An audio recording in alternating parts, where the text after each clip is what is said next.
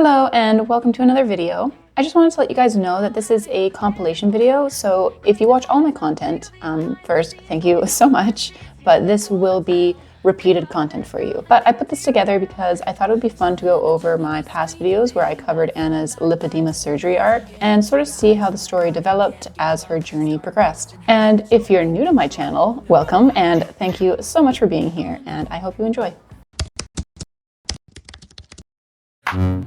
I'm not the problem. The condition is the problem. You've done the dry brushing, the self-MLD, you've been wearing compression, you've been exercising, you've been doing the diet. I'm obviously not eating at a calorie deficit, which you should not do post-surgery. You've done everything right. Who's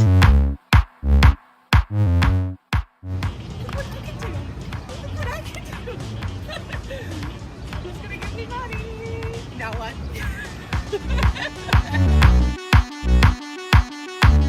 Okay, so this is sort of a part 2, but also sort of a standalone video if you're already familiar with the reputation that Anna has gained for herself over the past couple of years. Anna is currently in the process of going through several surgeries to address her lipedema. And that's all fine and well, but her presentation of why she needs this surgery is not fine. And I feel like we need to go over all that's happened since her surgery announcement. To some of her audience, her decision to address her lipedema through surgery came rather suddenly. I am having surgery to address my lipedema. And I felt like I needed to come and just explain why and how I got to this point. This announcement in late June came with a very melodramatic intro. Cue the sad music and montage of clips that were all clearly used in an attempt to evoke a sense of empathy from her audience. It was all very theatrical and lasted like 2 full minutes. In summary, what she had to say during this intro was,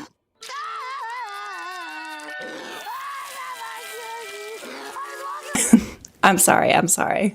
I know she wants to take us seriously. It's just hard with her history of fake tears and frowny faces, and it's just hard for me to take her seriously anymore. Anyway, Anna explains that this decision was not sudden. She was just taking time to make her decision and her preparations privately before she was ready to share it online. About 2 years ago, I started talking about my health journey. And in the beginning, I was really open about everything going on. But as time went on, there was just so much criticism and it affected my mental health, and I also was afraid that I would start making decisions based on what people thought of me versus what was actually best for me. So I decided at that point to pull back and to allow myself the time to make the right decisions, and that with the intention of maybe not ever sharing it.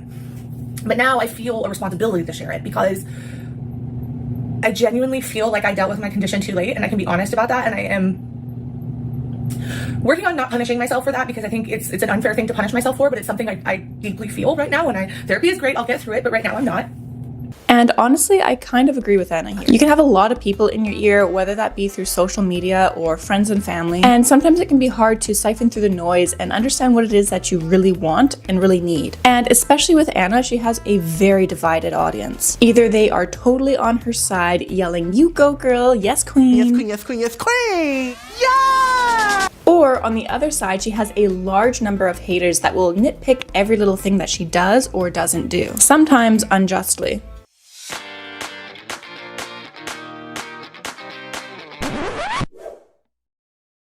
Like, respectfully, you can f the fuck off. That tie-dye looked super cool, and I was 100% influenced to try it as soon as I saw that. So Anna can either ignore the noise and not pay attention to the comments, which we've seen that Anna isn't very good at doing. You know what? Leave whatever nasty comment you want down below. I know you will anyway.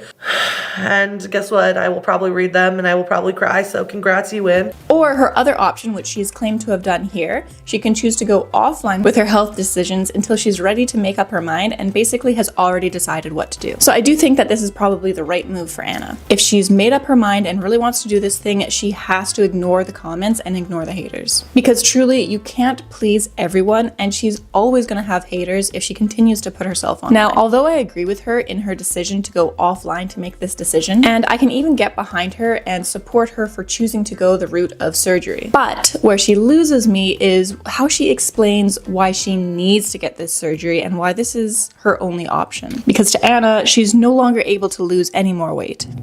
So I have lost about 100 pounds. And in January, I stopped losing weight. I was taking Wegovy. I know I've never talked about my medication before, but it is important to the story. So I'm going to talk about it here, and I'm not endorsing anything. You should go see your doctor for any medical treatment. It's just important to the storyline. So I've been on the Wegovy for about, I'm going to say 8 months, and I just stopped losing weight. And I was keeping around an 1,800 to 2,000 calorie diet, and I was training for my 5K. And that was weird. That was unusual. And I was tracking just like everything according to what I needed to be my best and healthiest self. And so it was very frustrating. That is weird. That is unusual. Because in the past, Anna has said again and again that she is not on a diet, she does not count calories, she does not restrict what she eats. I'm not on a diet. I don't restrict myself to a certain number of calories a day, but I do think about food as fuel. Also, I've been working my butt off to make changes, like actual changes. I haven't been on a diet, but I have like changed things like how much salt I put and stuff. And I've started using, alternatives to sugar. Like I've just made natural organic changes and I've done the work. So for how long was Anna on this 1,800 to 2,000 calorie diet before she gave up and decided that it just wasn't working for her? So if your doctor isn't listening to you and acknowledging you when you work hard and helping you find solutions that aren't a diet, right? And I say that because when I think of a diet, I think of something that's not maintainable, right? It's something that's there as a quick fix or a solution. That right there, that is a problematic mindset. A fad diet is a quick fix, which, by the way, doesn't fix anything. Whereas what Anna needs is a lifestyle change, a full change to her diet. A diet, when done right, should be maintainable. Maybe in the early stages, things are hard and it takes some time to get used to, but eventually this diet becomes just your normal way of eating. It becomes your diet and you don't really have to think about it much anymore. But to Anna, the word diet always comes with a negative connotation and she can't possibly restrict herself because that's just some sort of torture that she can't endure. And it really doesn't need to be that way. You're not a dog, you don't need to treat yourself with food rewards. But I think the worst part of this surgery arc video that she put out is her claiming that she has absolutely no more fat to lose without surgery. She has done everything right and there's nothing more she could possibly do. I'm not the problem. The condition is the problem. And My only regret at this point, especially after getting everyone kind of telling me that, I'm stage 4, which is like the worst. And also it seems like, and again, we don't know for sure because there's just so many unknowns at this point, but it seems like I'm producing lipidemic cells faster than I'm burning like healthy fat cells, which is part of the reason I stopped losing weight. Dude, producing lipidemic fat cells faster than she's burning healthy fat cells? Is that not just a roundabout way to say that she's gaining fat? Like, I'm sorry, but she's not defying the laws of physics. She's not just magically producing matter. She's putting in more food, more calories than what her body is capable of burning off. And to me, this is such delusional thinking. And I can't help but see this sort of mindset as extremely detrimental to not just her journey, but anybody else also watching her content and also thinking that they are doomed to just put on more fat no matter what they do. Yes, society, genetics, trauma, all these things can make weight loss harder. But to sit back and say, well, I've done all I can do. Like, no, I've seen so many people in the fat activism or HAZE movement come with this approach. Just because it's harder doesn't mean you should just throw up your hands like, Jesus, take the wheel. I have no control over this. Like, no, I am sorry, but no, she is not 400 something pounds of all lipedema fat. And you'll see later on in the first surgery, she got like 11 or 12 liters of fluid pulled out of her. And that's including the fluid that they pumped into her in order to like break up the fat. So can somebody please calculate for me if she's saying that everything she has to lose is lipedema fat and all they can pull out is like 11 or 12 liters at a time? How many surgeries is that? How many? Because it's not only 4, like she's claiming she only needs 4 surgeries. That's a lot more than, what, like 44 liters? That's like 44 pounds? No, that's like 44 kilos? Something, math, I don't know, but it's not adding up. And if you think that I'm exaggerating when I say that she says that all of her extra fat is just lipedema and can't be burned, I am not exaggerating. Multiple times on her TikTok and Instagram, she's made the comment that she has nothing more that she can lose. Again and again, she states that her body is incapable of burning any more fat. It's one thing to say that lipedema is resistant to diet and exercise, which it is, I understand, but it's a whole nother thing to claim that the entirety of weight loss that you have left is just lipedema. She's 400 something pounds of lipedema fat and there's nothing more that she can do. And in fact, she knew what doctors were going to tell her. She knew what she was supposed to be doing because apparently she had already been doing it. what happened is I went to the doctor again, still wasn't losing weight. So she was like, we're going to try a different medicine combo, but I think you need to see somebody about your lipedema before we make any big decisions. And I was like, okay. And I literally just felt like they're going to tell me the same things that I've heard from every doctor. And I've heard about my lipedema from my obesity specialist, which is who I was seeing, my vascular surgeon because of like my spider veins and circulatory issues as a result of lipedema, also from my primary care doctor. And I just felt like it was going to be like the dry brushing, the self-lymphatic massage, wearing compression socks, compression pants if I can find ones that fit me correctly, which I couldn't at the time, changing my diet, which I'd already done, exercising, maybe reducing the high impact stuff. Like I knew that that's what I was going to hear. And so I didn't expect anything different. Okay, let's go through that one by one because apparently Anna has already been doing everything that she was going to be told to do. First, dry brushing. Now, I went through a ton of her content, and this never once came up until this very video. Now, that doesn't mean necessarily that she was never doing dry brushing. She could have been doing it off scenes and just not talking about it, not showing it, so fine. Next, self-lymphatic massage. And again, we see a notable lack of any content regarding this topic. But again, that doesn't mean she wasn't doing it. Next, wearing compression socks. Anna, the fashion mogul, loads of content with her full flesh out on display. Fully exposed, no socks to be seen. But still, maybe she's wearing the compression garments when she's not filming. Absence of evidence is not evidence of absence. You really can't prove a negative. Just because she wasn't showing it doesn't mean she wasn't doing it. Then she admits to not being able to find compression pants. But now magically she has found them. And I know it's hard these days with things like Amazon, next day delivery, and living in America. Like, who knows how much time and research went into Anna finding these pants. And next, my biggest gripe with Anna, she claims to have already changed her diet. Like, where?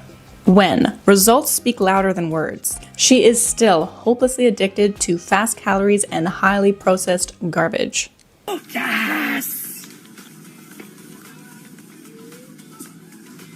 Sorry, I'm real excited. I get excited about protein chips. This is who I am as a person now. But they've got the chicken and waffles, elite. This is my snack basket. And this is just some of my snacks. So one of the things I do that's kind of, because I am really obsessed with this, like snacking is really important to me, is I rotate snacks. That way I never get tired of something. And finally, exercise. And this we can say that yes, Anna has been doing a lot of exercise. But has it been the right type of exercise for her body? Was she reducing high impact exercises like running, jogging, jumping? Come on, Anna, this is nonsense behavior. And let's just take a breath because I'm getting a little heated here. And let's go back to a time where Anna was first learning about her lipedema diagnosis. And it might surprise you to know that she's known that she's had lipedema for at least the past 4 years. I was diagnosed with a condition called lipedema. And I don't even remember exactly when I first found out. I remember how I found out. With lipedema, there is no cure, there's no pill you take. You have to either adapt your lifestyle to stop the progression or limit the progression, or you continue to progress and eventually lose mobility. Jump to present year Anna, and what do we see? It regressed. I have all the same problems I had. And I've also lost like tons of mobility and... This is not surprising, this is just the result of her actions. Or rather, inactions. But according to Anna, she was feeling totally fine despite her doctors telling her that she was very close to losing mobility. I saw several doctors, and we'll talk about that in a different video, but I did see several doctors, and every single one of them said the same thing, which was that I was very close to losing mobility, which was extremely shocking to me because I felt great. I didn't have pain. My inflammation was like under control. So I was like, I'm fabulous, right? But every single one of them is like, ugh, you need to deal with this soon. And so, the first time I heard it, I was like, okay. Second time I heard it, I was like, you make a good point. Third time I heard it, I actually started to get scared. And let's just take a mental note of this point. At the start of this whole journey, she was actually claiming that she felt fine. She wasn't in pain. And she had absolutely no idea that her mobility was actually on the decline. And she was in fact surprised that multiple doctors told her that she was close to losing her mobility. I made the decision to have surgery, scheduled the appointment, and started the process of prepping for surgery. And again, I'm still feeling pretty good at this point. As part of surgery protocol, you have to go off GLP-1s and several other medications, okay? Just because they thin the blood or they can cause problems with anesthesia. I started to go off of the Wegovy. And it's been really, honestly terrible. I don't have another word for it. I started to have difficulties like walking distances. For me, walking 5 to 6 miles a day was pretty normal. It was something I did, at least that's what my Apple Watch told me. And now I was walking like 2-3 miles and things started to really hurt.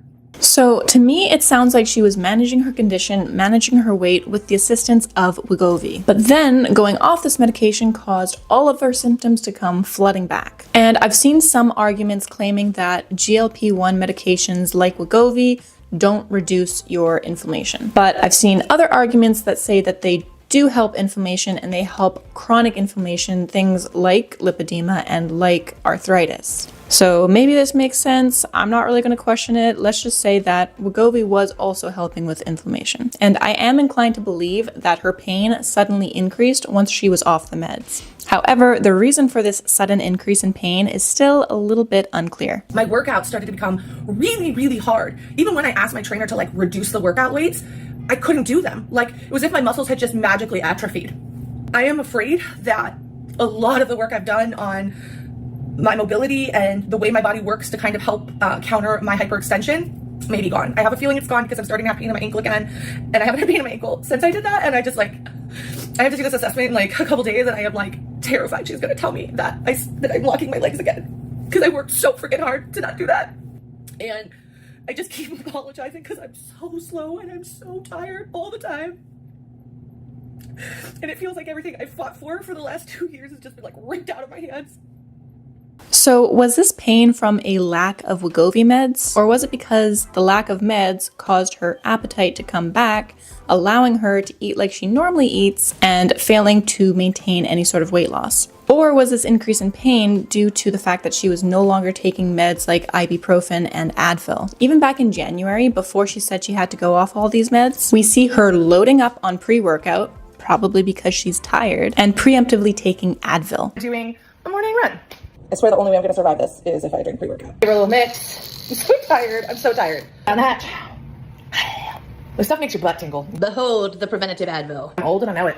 So I don't know why she's coming on now to claim like this lack of energy and sudden pain is some new problem. And we saw her whole run journey. We saw her form there, and we saw her doing these high impact exercises that were probably doing some damage on her body that she was also probably masking with more Advil. And I don't doubt that she's in pain. I think anybody watching her run can see that that shit would be painful. But this sudden decline in her health and sudden increase in her pain is not as sudden as Anna is making it out to be. But there was a reason Anna was playing up this loss of mobility and sudden increase in pain, and that reason was to show her doctors and her audience just how bad lipedema was affecting her life, and just how necessary this surgery was to her. She was after those pity points, and she was after them hard. Now, empathy from your doctors and your audience is one thing, but some have speculated that in this next video, she was playing it up for her insurance company. And maybe now is a good time to mention that the previous title of this video was I Can't Walk. And she seemed to immediately get backlash for this, with a lot of people getting upset, even with a paraplegic commenting on how insensitive that title was. And we see that Anna changed the title on that very same day. And the tool that I'm using to see this is called vidIQ. It has a bunch of other tools as well. But if you're curious on that, I will link it down below. # not a sponsor. Anyway, back to Anna explaining how bad lipedema affects her. I think I was in denial about how bad it was because I had a magic cure. I guess it wasn't so magical, but it gave me some of my mobility back. But going off it has taught me that I can't hide the fact that my body is not okay. That magic cure that she's talking about is the Wegovy. And it's not magic, it was helping suppress her appetite, and in turn, aiding in her weight loss. And this weight loss likely led to an increase in her mobility and energy levels. But going off the meds, everything came back. Maybe even some of the weight. But to Anna, this meant that Wegovy was just masking the underlying issues. And does she have underlying issues? Absolutely, yes, she does. But Wegovy seems to have actually done a lot of good for her. And I don't think that she's fully appreciating the positive effect that Wegovy had on her. For some reason, she wants to remain the victim of her circumstances and emphasize just how bad lipedema alone, not her obesity, is affecting her mobility. Even though physically I haven't changed in weight a lot, because I can feel it more, I am more frustrated and more upset with my body, and I have less peace with my body because it feels like a betrayal right now. It feels like it is fighting me and fighting what's best for me, and I am seeing the things I worked really hard for just not be possible anymore. It's hard, and I am trying to keep my wits about me, but I am so frustrated with my body. And I would say I'm incredibly thankful to the Wegovy for reducing my pain, but at the same time I'm a little angry because I didn't realize it was this bad. Because before, when I hurt, I legitimately thought it was because I was out of shape. But now I'm realizing that it was a little bit more complex than that. Yes, I was out of shape, but also my body was actively fighting against me moving. You'll see this type of language a lot with Anna. She does not like to be associated with her body or how her body responds to her actions. She frequently disassociates from her body and fails to take any accountability for the state that she's gotten herself into. I understand that she has health issues and complications that will make weight loss hard. And specifically, she will have a hard time, if not an impossible time, getting off the lipedema fat that she has let accumulate on her. But you cannot sit here and tell me that Anna has not contributed to the decline in her health, the decline in her mobility, and the failure to maintain any sort of weight loss, considering everything else that we've seen from her. After Anna does this little self-evaluation, she moves on to a virtual meeting with a doctor, which of course she films, to explain just how bad she's got it and just how hard she's worked. I wanted to ask you, have you been doing any kind of conservative therapy? I'm sure you have conservative therapy as far as for your lymphatics, MLD, the pump, anything like that? I don't have the pump, so because I was losing weight, I wore full compression for a while, but then I basically sized out of it. Okay. And then I had a problem finding gear that actually fit. Okay. So it was on my list to purchase new gear or get custom gear made. Yeah. And now I'm going into surgery, so it's kind of a new point. Sure. I do wear compression socks a lot, anytime, especially now in the summer because it's so much worse. Mm-hmm. I know how to do basic lymphatic massage on myself and dry brushing. We've been over this, so I don't want to nag on too much, but compression socks where? Dry brushing when? None of this was shown to her audience, if she even did it in the first place. And what was that language? She knows how to do basic lymphatic massage. I know how to change a tire. I'm not going to do it. I have a boyfriend for that. So was she really doing this lymphatic massage, or did she just know how to do it? Looks like you've done all of those things. Oh gosh, you've done everything. You've done everything. What do you mean? What do you mean? That just kills me every time.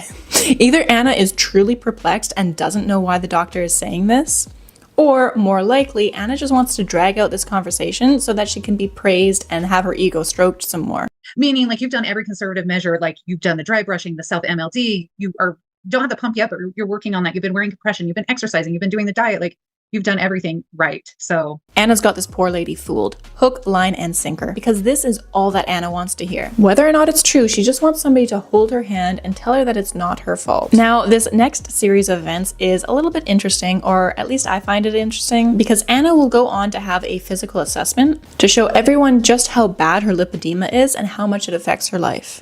So the first test that I'm going to have you do is you're going to be sitting in some type of chair. You're going to put your arms on your chest like this, and you're going to stand up and sit down. And I'm going to see how many times you can do it in a 30-second interval. Okay. Oh God, my knees are bad today. Like functionally I can do the movement, but it hurts. Do I have to keep doing it? As many as you can in the 30 seconds. But if you need a break, you can. It just hurts. Like my knee joints are really bad. If you need to stop and rest. Okay. It's like, I don't like, in my mind, I'm like, I'll just keep going. But the top of my knee is really bad.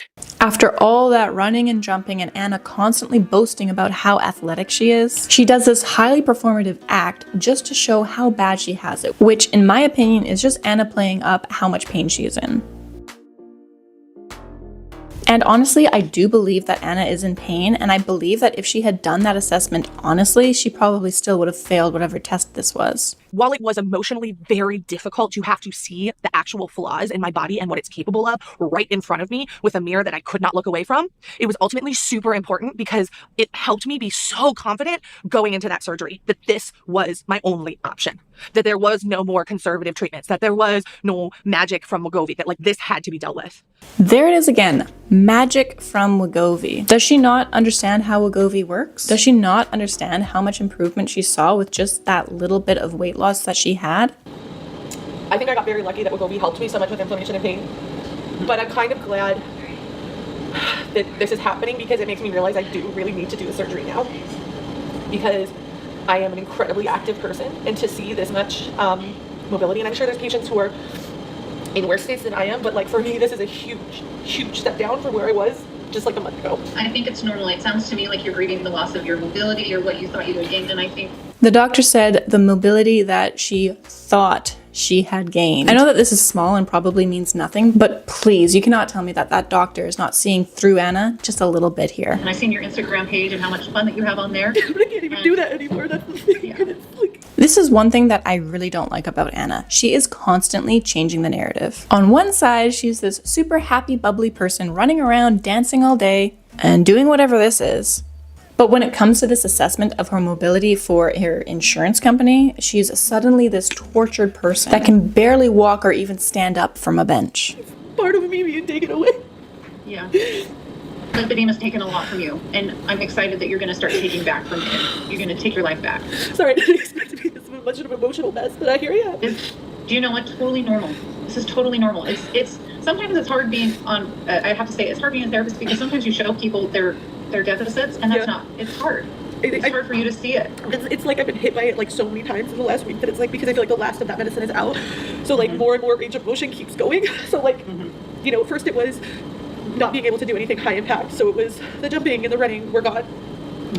Then it was like lifting weights would exhaust me so much that I like couldn't get out of bed, and it was literally like the last week, you know, I'm bench pressing 25 pounds, and the next week I can't even do like 10. And it's like, how did that happen in a week? Yeah. And it's just like every week something new kind of slowly breaks down, and I think I'm just sick of like constantly seeing that as I progress towards the surgery. And again, I keep trying to remind myself that it's just more proof that I need to do it, but it sucks. Right. Because I know I'm gonna have to start from the literal beginning after surgery to get back to what I love to do, and that took me like a year to get there in the first place, and it's all gone. You make your own judgment on whether or not you think that this was all played up for the camera and for the insurance. Real tears? Perhaps. Real pain? Probably. Attention seeking? I think that's clear. Okay, so I didn't really know where to put this part of the storyline, so I'm just gonna plonk it right here. Anna has been known in the past to allegedly hide or not disclose her sponsors. And when she does disclose, the video usually turns into one big ad. It's kind of weird because today's video is actually sponsored by BetterHelp. It's so funny, it just happens to be sponsored. Like you didn't just put the whole video out just for that reason. So somewhat unsurprisingly, when this whole storyline came out, people were quick to wonder whether or not she was being sponsored or incentivized in some way. Well, initially, Anna didn't link anything on her TikToks or Instagram or even her YouTube, and she didn't do anything to suggest any sort of sponsorship or financial gain through this surgery. Then, in her It's Worse Than I Thought video, she provided a link to her shop in the description. So I thought we could go and take a look at what's linked there. Okay, so we can see that she links almost every product that she wears or uses in her TikTok on this shop. This one I recognize here as being from one of her TikToks specifically to do with the surgery. So let's give it a click. Underwear, fine, whatever. Okay, so this apparently is the most comfortable thong you'll ever wear. The irony in that is actually so hilarious given the next video that we're about to go over. So we're here, and I know the day can only go up from where it started, because right now, my stupid thong is so far up my butt that I'm incredibly uncomfortable. How do people wear these? How do people wear thongs? Okay, looking at another surgery-related item here, or assortment of items, she really has everything linked from bed sheets that she bought to the little towel headband thing and her compression gear. Which, why does it have a hole there? These do not have a part to cover the lady bits, because when you come out of surgery, you have to be able to go to the bathroom, and you're not able to change. So you just go to the garment. I've gone too deep. Okay, I'm pulling out. Okay, let's refocus. Looking at her TikTok, Anna has conveniently made a playlist for her surgery art. So we can look through that and see that the first time that she links or mentions anything is back on July 7th or part 11. And she's included the alt ambassador hashtag, as well as mentioned a couple of people. One being a plastic surgeon that is going to be working on her, and the other being the alt program, who have a very recent video about Anna, where Anna looks very much like a spokesperson for the alt program. My name is Anna O'Brien, and I'm from Austin, Texas, and I am having my first lipedema removal surgery. Choosing ALT, I feel like they genuinely care. There's this compassion that kind of oozes from them. This is the right decision. Now, I couldn't tell if Anna is getting any sort of sponsorship or payment or discount or gift, but she has mentioned that this surgery is expensive, and she has mentioned that it is in part being covered by her insurance. And according to the FTC, the Federal Trade Commission, Anna doesn't technically need to disclose if she's getting anything as a gift or as a discount. She also doesn't need to disclose if she's not getting paid. She'd only need to disclose if she's receiving any sort of payment or monetary gain. That being said, given Anna's history, it would probably be in her best interest to be upfront with her audience about whether or not anything that she's receiving is being done as a gift or at a discount. I also find it a little bit shady that she's posting all of these links to these products, and I think she's getting a kickback for them, though I can't be certain. And maybe it's just me, maybe it's common knowledge that she gets paid for these links, but I just feel like she should disclose that. But that's just me. In any case, now we know her surgery team, we know who she's going to be working with, and she seems to be quite happy with who she's found. And the best medical advice should come from a doctor. So in order to do that, I was able to partner with ALT and be able to actually talk about this from a doctor's perspective. So what we're doing right now is just doing my testimonial for that doctor, Dr. Amran, and then and Dr. Masrafi, who's doing my plastics.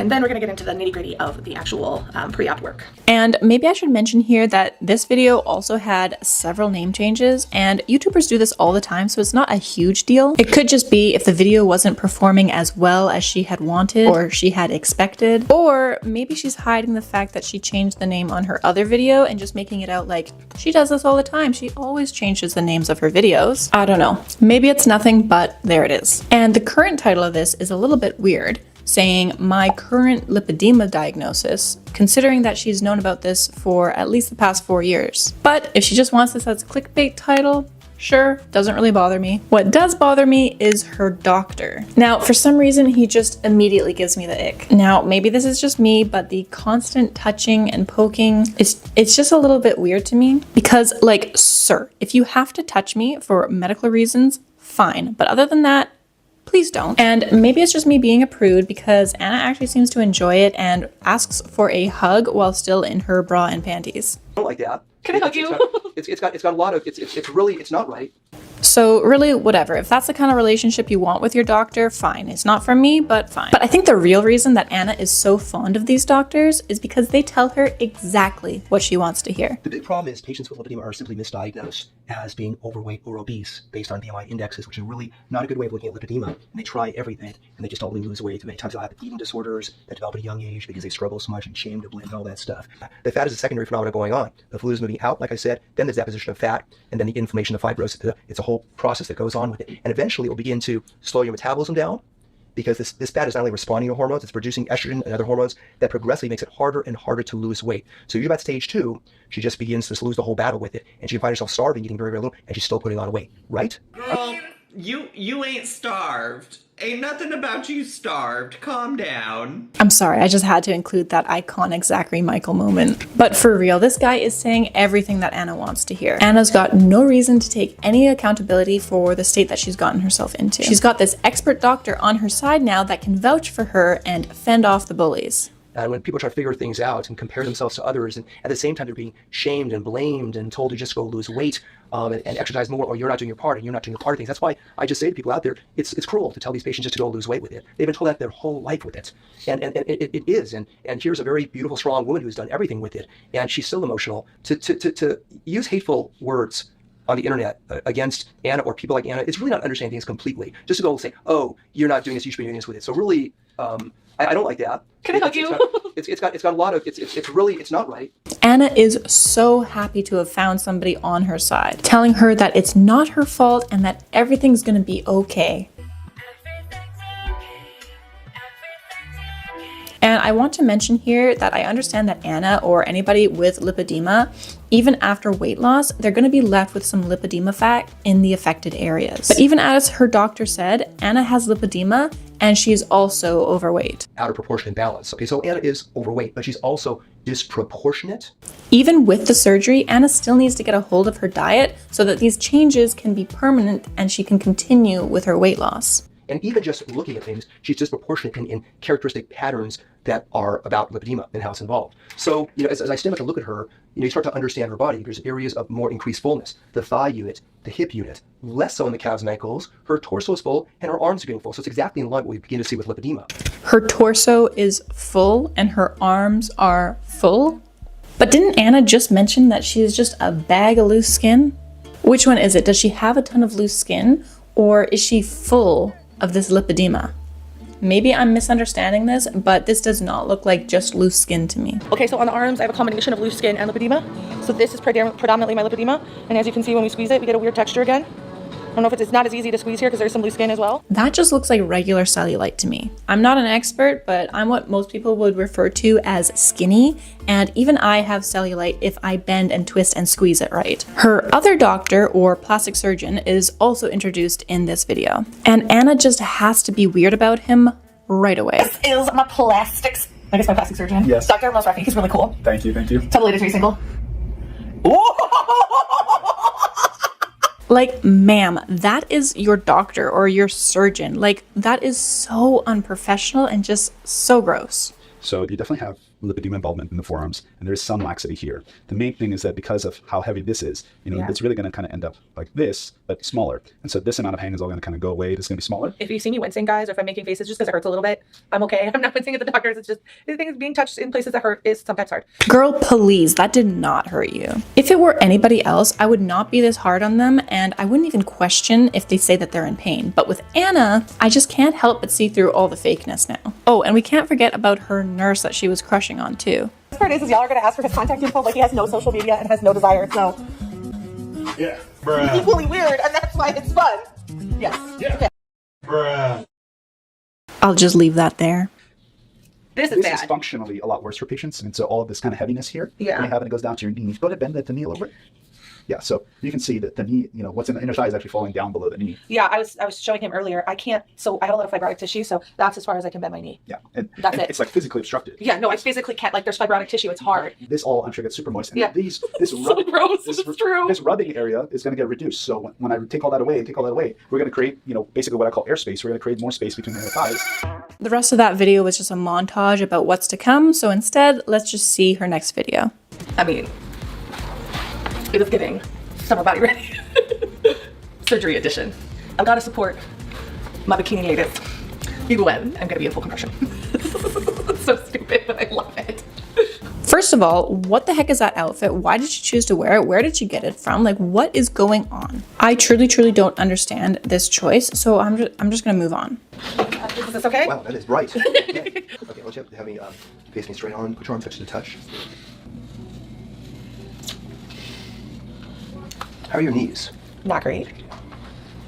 They've evaluated, No, I don't think it, muscle-wise, I think they're okay. but I mean, the joint itself's okay. I have not had them evaluated. Okay, well.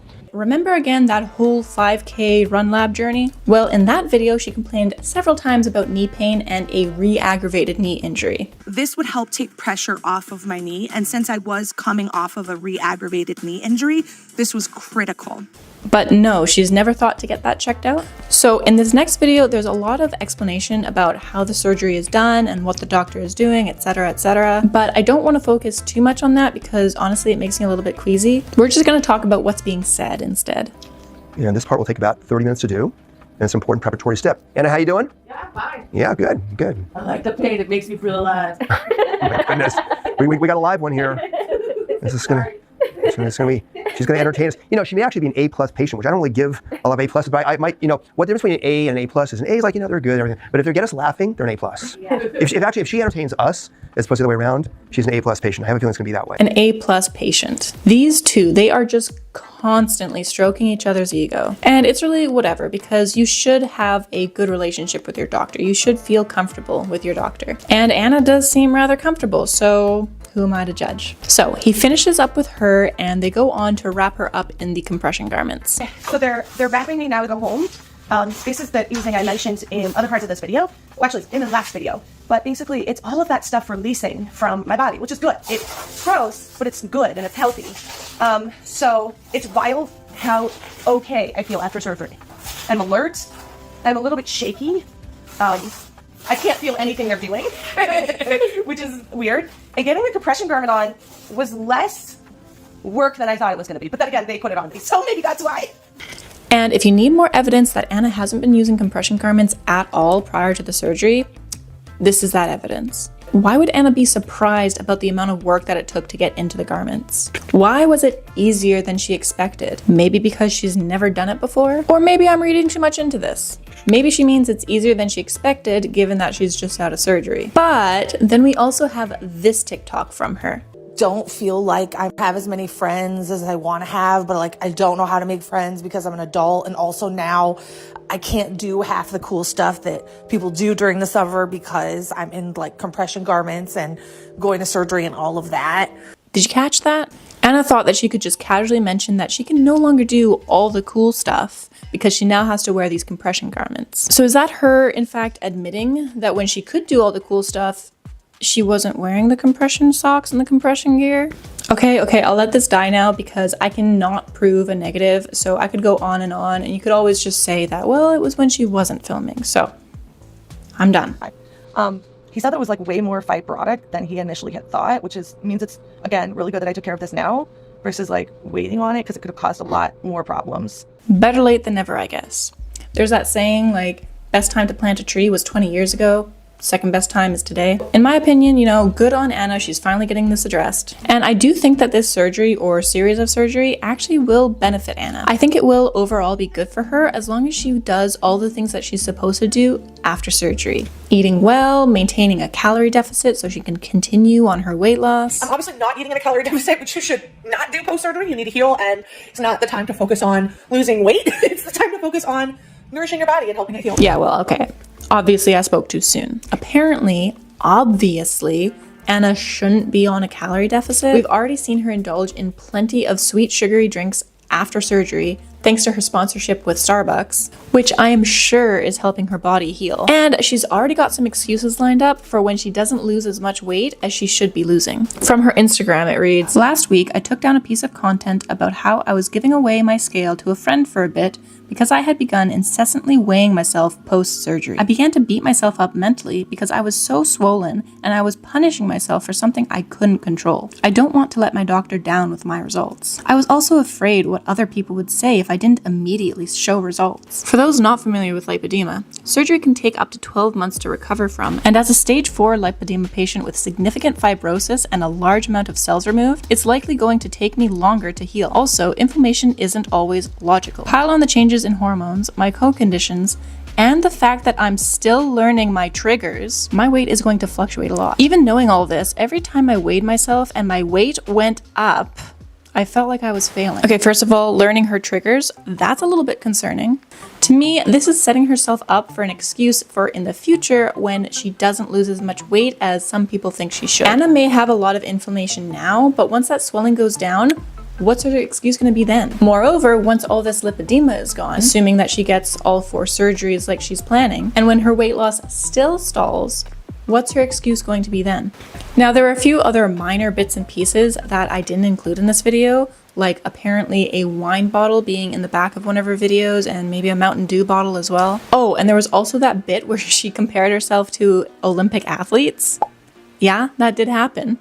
Or my favorite, Anna complaining about her haters.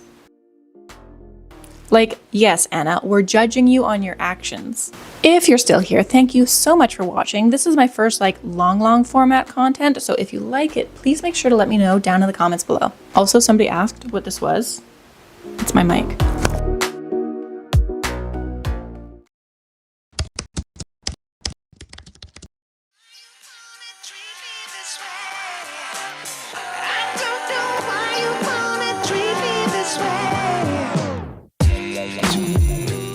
I am having surgery to address my lipedema. You know, I'm stage 4, which is like the worst. So you do not have lymphedema. He's so confident going into that surgery. There was no magic from Wegovy. I am personally going back on Wegovy. Hello or welcome to my channel. This will be my final update on Anna.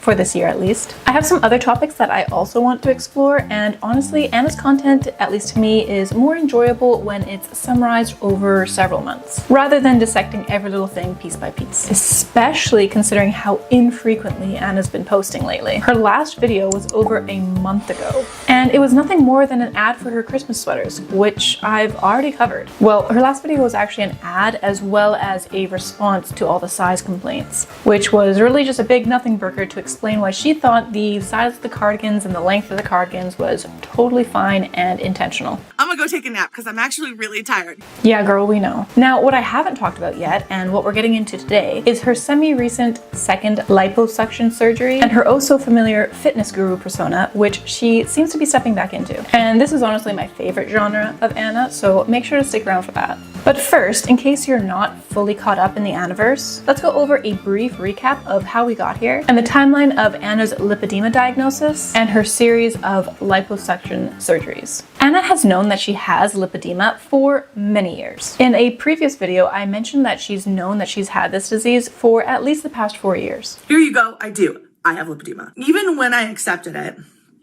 I still didn't make any changes in my life. I was just like, whatever, I'm going to progressively gain weight forever. I might as well have fun while that's happening. But digging even further back, as far back as 2017, she claimed rather casually that she has lipedema. Take into account that I have abnormally large thighs because of lipedema, so just something to think about. So she's known that she has this condition for at least the past 7 years, and probably much longer than that. Yet during that time, she's done very little to manage her condition. Aside from fluctuating between the occasional weight loss and weight gain, the general trend was to gain weight over this past 7 years. However, although she has long known that she has this condition, the journey that we're discussing today didn't begin until around spring of 2024. And back in January of 2024, Anna had alluded to the possibility of surgery in her future, but she wanted to make as much progress as she could before going down that route. And eventually I probably want to be able to have lipedema surgery,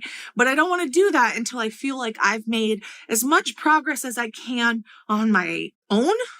And then all's left is really, that surgical part. Despite this proclamation, only 4 months later in April, Anna started sharing her plans to address her lipedema through surgery, specifically multiple rounds of liposuction. She had no more weight to lose, and all the fat that she had left was unburnable by her body. And so she began the process of qualifying for lipedema surgery. However, she would not announce this decision to her audience on YouTube until sometime in June, where she had still not lost any more weight. So, I have lost about 100 pounds, and in January I stopped losing weight. It seems like I'm producing lipedemic cells faster than I'm burning healthy fat cells, which is part of the reason I stopped losing weight. Poor Anna. In 1 week, I am having surgery to address my lipedema. Anna's first surgery, which targeted her outer legs, took place in July, and she heavily documented this procedure, showcasing her surgical team and promoting the clinic as well as the ALT program. And after this surgery, Anna announced that she had 11.5 liters of fat removed. Although I do believe this is probably 11.5 liters of total fluid removed, so that would include whatever was also injected into her during that whole procedure. In any case, only about a month later in August, Anna had her second liposuction surgery, this time on her inner thighs. These areas are looking much better, Yeah. but there's still, I can tell there's a lot of firmness here that's gonna begin to go down. Yeah. This surgery, we're gonna do the whole full inner thigh all the way around. We're gonna move numerous liters, release all the fibrosis. I can tell there's a lot of congestion right over here. Yeah. And I'm not sure how much fluid exactly was removed on this second round, because this time she shared far less about her surgery. Mostly quick stories about her travel to and from the clinic, as well as her pre-op appointment and her progress pics. Which, I don't know, I guess these are going to be used as before pictures? And again, this was her in early August. Honestly, I'm glad that she didn't share more about the surgery because I have seen enough. I really don't need any more of the gory details. What she did share in more detail after this second liposuction surgery was her recovery progress and treatment plan. And that sort of brings us to where we are today. As of this video, at the very end of 2024, Anna has had 2 liposuction surgeries, both on her legs, and she's still in the recovery phase. And she hasn't made any concrete plans, or at least she hasn't published any details about her upcoming surgery on her arms. That said, she did previously mention that she'll have another 2 to 4 surgeries, or 4 to 6 in total. However, any future surgeries that she may have in the works are delayed at least until January. And given her recent complaints about shoulder and arm pain, supposedly due to her lipedema, it seems likely that she's still planning to proceed with those surgeries on her arms. But before we dive into that whole can of worms, I do want to mention that previously I've had a big problem with Anna's lack of transparency and sometimes outright lies. So in fairness, I want to give Anna props here for being very upfront about her decision to have surgery and openly sharing that with her audience. She could have easily pulled an Alexandra Rodriguez and hidden this whole thing and not mentioned surgery. And if you don't know who Alex is, she had a tummy tuck, didn't mention it at all, and claimed it to be natural weight loss, among many other problematic things that she has done. But Anna didn't do that. At least in this instance, she was very open and honest. And that's really good to see. But honestly, if Anna had kept quiet about having liposuction, I doubt anyone would have guessed that she's had surgery to remove what now amounts to upwards of 20 liters of fluid and fat, because her appearance has not really changed. If anything, she looks about the same size as she did prior to her surgeries, if not a little bit larger. And unfortunately, given the route that Anna has chosen to go down, specifically using liposuction to address her lipedema, this lack of progress is not unsurprising, especially when you look at even the surface level of research that's available. And this chapter is why it took me so long to come out with this video. This video was supposed to be published, I think my original plan was like 4 weeks ago, maybe more. But then I started to get really confused with the mixed messaging around this subject, and I didn't know how I really wanted to articulate this. And that's because there are two very different standards regarding the treatment as well as the definition of lipedema. Put very simply, it's North America versus the rest of the world. But let's start with Anna's results after her first surgery. Because after this surgery, she reported feeling great, claiming immediate improvements to her levels of pain and increased mobility around her knees. And honestly, if that's true, that is great to hear. So the first 24 hours after surgery, I felt freaking great. I already feel a lot better, to be really honest, which is kind of shocking because I literally had surgery 15 minutes ago. Guys, I am one day out of surgery and I am dancing with my nurse. However, whether or not liposuction was the best choice for someone in Anna's situation to make remains a topic of debate. And before diving into this, I want to preface that this discussion will be about lipedema and liposuction in general, not specifically to Anna. You know, Anna made her decision. She found a clinic that approved her. She secured the means to pay for that, whether that be through copay or insurance or even out of pocket. Whatever it was, in the end, she proceeded and had this surgery. She's an adult, she's allowed to make her own health decisions, and what's done is done. My focus, at least in this portion of the video, is not to specifically critique Anna's choices. Instead, I want to explore how liposuction as a treatment option is framed for people like Anna, because there is a stark divide between two schools of thought regarding lipedema treatment. Essentially, the USA with the lipedema standard of care, authored in large part by Karen Herbst, versus the numerous publications put out by the International Lipedema Association, made up of 60 experts from 22 countries. The treatment approach promoted by the ALT program, or the Advanced Lipedema Treatment Program, as well as Anna's main surgeon, Dr. Amron, and the clinic's head of research, Dr. Karen Herbst, directly contradicts recommendations from the ILA, or the International Lipedema Association. Specifically, the ILA suggests that someone in Anna's condition, categorized with obvious severe morbid obesity, should have never been approved for liposuction surgery. It's cruel to tell these patients just to go lose weight with it. In a 5-part research article outlining the myths and facts surrounding lipedema, specifically in part 4, it was articulated really well why somebody with severe morbid obesity should not be getting liposuction. And honestly, this was kind of fascinating to me. Well worth a read if you're into reading research articles or you're just like more curious about the topic. I'll link all 5 parts in the description below. But in part 4, the ILA findings suggested that within a year, the weight of the suctioned adipose tissue, that is the body fat, will increase. Second, the cosmetic effect on the thigh after 1 year will persist, so that's a good thing. However, they also found that the area will also see an increase in adipose tissue. And last, most interesting for our case study with Anna, they also found that there will be an increase in predominantly visceral fat in the abdominal region, which is known to be associated with an increased cardiovascular risk. Essentially, the study suggests that if obesity is left unchecked, sucking out the fat from less harmful areas like the butt and the thigh can result in a redistribution of fat to more dangerous areas like the abdomen. And interestingly, a lot of people who are following Anna's story have already pointed out that her abdomen seems to be growing in size since her surgeries. If that's accurate, that is concerning, but it's also consistent with the research from the ILA. The articles from the ILA also challenge some of the core principles that Anna has claimed about her lipedema. First, regarding lipedema as a progressive disorder. I have a condition called lipedema. If you're not familiar with this condition, it's a progressive disorder, which means it does get worse over time. Lipedema is not a progressive disorder. Lipedema does not make you fat or make you gain weight. Instead, the disease of obesity is progressive. And with worsening obesity, lipedema and the symptoms of lipedema will also worsen. And these stages of lipedema seem to be more accurately described as stages of obesity, with worsening lipedema as a result. Additionally, Anna has also been known to make claims regarding her ability, or rather lack of ability, to lose any further weight. Because this fat is not burnable by the body, which means diet and exercise won't have any effect on it. This is fat that cannot be burned by the body, so once you have it, it's there for life. So basically your fat changes and becomes resistant to being burned, either by exercise or by dieting.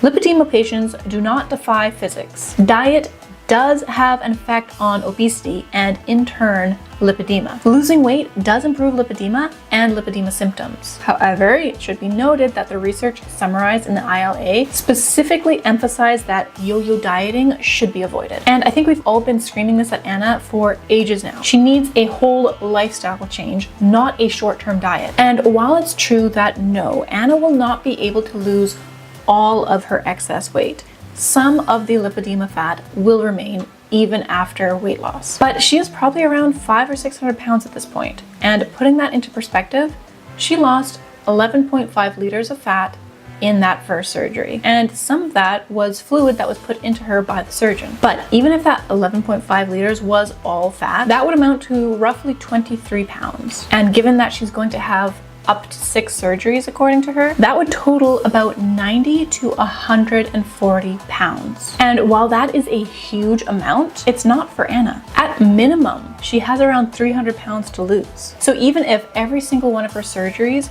removed as much fat as that first massive surgery did, she would still be categorized as overweight or even obese. She is not a medical anomaly. She still has a massive amount of fat that she can and should lose on her own. But Anna will claim that she didn't do these surgeries to lose weight or be smaller. It was all to help manage her pain. Sure, Jan. So what would be the right way of addressing lipedema for somebody in such a late stage of obesity like Anna? Well, according to the ILA, it would be to address the disease of obesity first. Not by sucking out the fat, but addressing the root cause of what is causing this person to overeat to such an extent. Because in my opinion, nobody gets to 500 or 600 pounds without some sort of a disordered relationship with food and eating. It's not just greed and laziness. It's much more complex than that. However, there's a difference between saying this is not my fault, I'm not to blame, this is totally out of my control, and understanding that, hey, I had some circumstances. I was maybe dealt a bad hand, but now it is under my control to fix this. Anna's messaging that the only way to rid herself of this excess fat is to by literally suck it out with liposuction is really disempowering to other people in her situation. And in my opinion, it really leads people to believe that they too are helpless and hopeless to continue to gain weight. And that's just not true. But,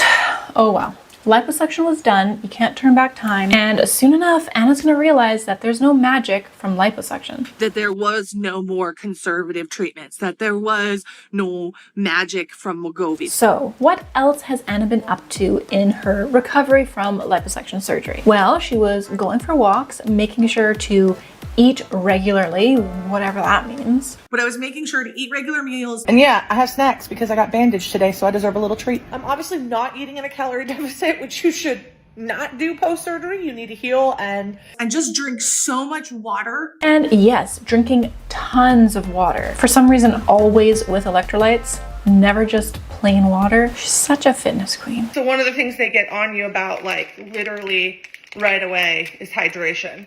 So I drink liquid IV, sugar-free, pretty much in every jug of water I drink. And she was also documenting her journey getting MLD treatments, or manual lymphatic drainage, which is another controversy between the North American or USA standard of care versus the international standard of care and the research and the studies in that whole 5-part series, specifically part 2 of that series, because according to the ILA, there is no edema in lipedema. And without getting too confusing, put very simply, the ILA findings is suggesting that lipedema is not a fluid problem. That's where the word edema comes from. And therefore, the ILA concludes that MLD treatment has no scientific basis in the treatment of lipedema. And actually, in part 5, they very clearly state that manual lymphatic drainage, or MLD, has no effect on the lipedema itself.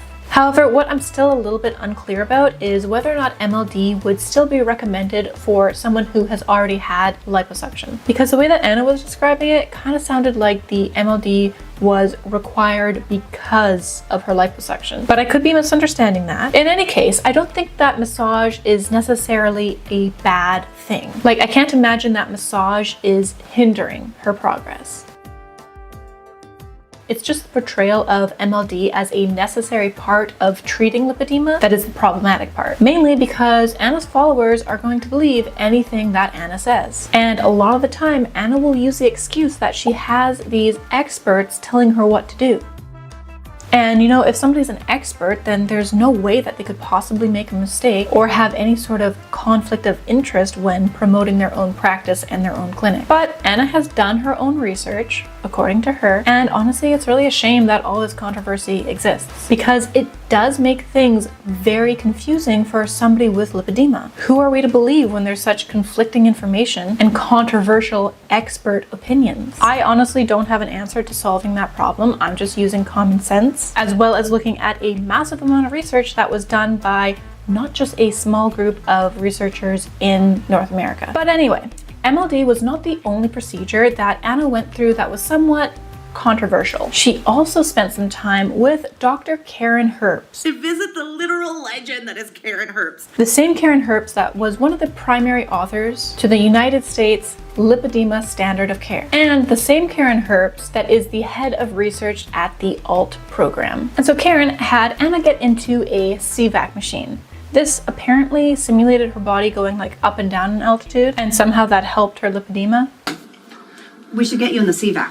Here's what's going on inside there. Basically, it's simulating a higher altitude, which is causing my body to flush out toxins, and it's reducing my inflammation. And I'm not going to get into the science of it, and I'm not going to argue whether or not this CVAC is effective in treating lipedema. I'm just going to refer to the video by Sam at Every Size, where she pointed out the little detail that Anna failed to mention. This machine was for research purposes, and the machine that Karen had Anna get into was labeled as a prototype. Dr. Karen Herbst is a researcher, and she is looking for new and innovative ways to treat lipedema. If you pay really, really close attention to Anna's video and TikTok, you can see on the base of that CVAC chair, there is a black plaque with white, bold lettering that says prototype. And that tells me immediately that this treatment is not a conservative treatment. It's an experimental one. And thanks to Sam for having such a keen eye. I think she was the first one to point this out, and I'm not sure that I would have caught such a detail. But it's an important detail because Anna can't be truthful with her audience. Anna should have been the one that was explaining that this thing was a prototype or part of some new research. Instead, Anna had people in her comments complaining about how they didn't have access to such fancy machines, and probably believing that they too needed this treatment to address their lipedema. And I traveled all this way for a couple of different reasons. Taking care of your lipedema surgically is only part of the process. There are a lot of conservative treatments that are also part of maintaining your health post-surgery, and even for some people are alternatives to surgery altogether. But Karen wasn't done with Anna yet. Karen also used some high-tech gadgets to further diagnose Anna with lipedema, which she already knew she had. Karen showed how she was using a heat gun on Anna to show the areas of lipedema, as well as using this ultrasound on some parts of Anna's body. Were these machines necessary to diagnose Anna?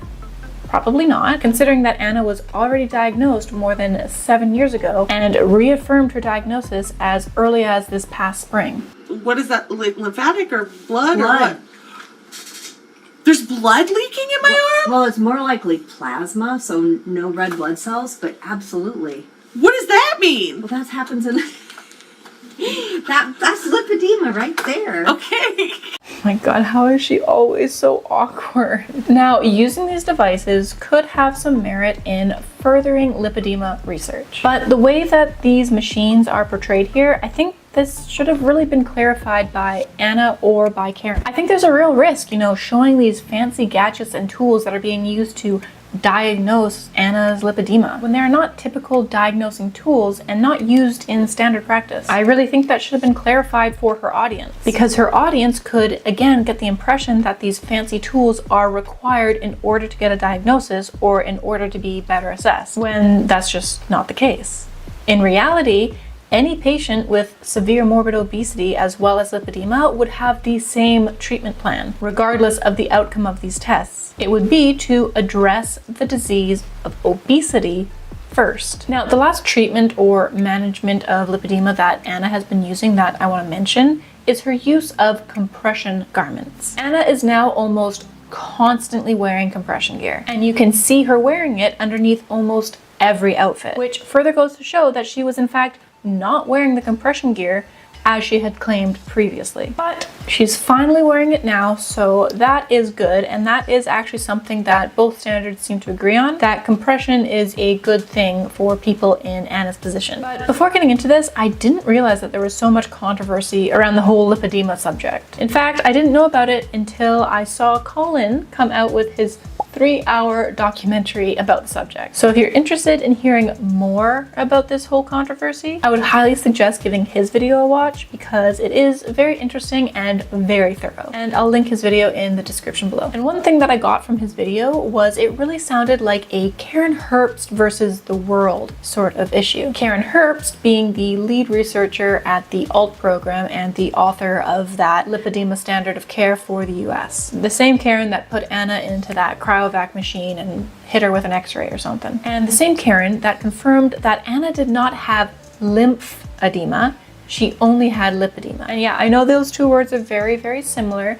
Lymphedema is the swelling caused by fluid, and Anna only has lipedema, and she was quite happy to hear that. So you do not have lymphedema. Thank God. That was the one thing I was like, I want to be able to get rid of the lipedema, use conservative treatments, you don't not have to it. do lymphedema for the rest of my life. You don't have it. But if Anna doesn't have lymphedema, how could she be a stage 4 lipedema patient, as she has so proudly proclaimed in the past, on multiple occasions, mind you, as well as her surgeon confirming that she's stage 3 or 4.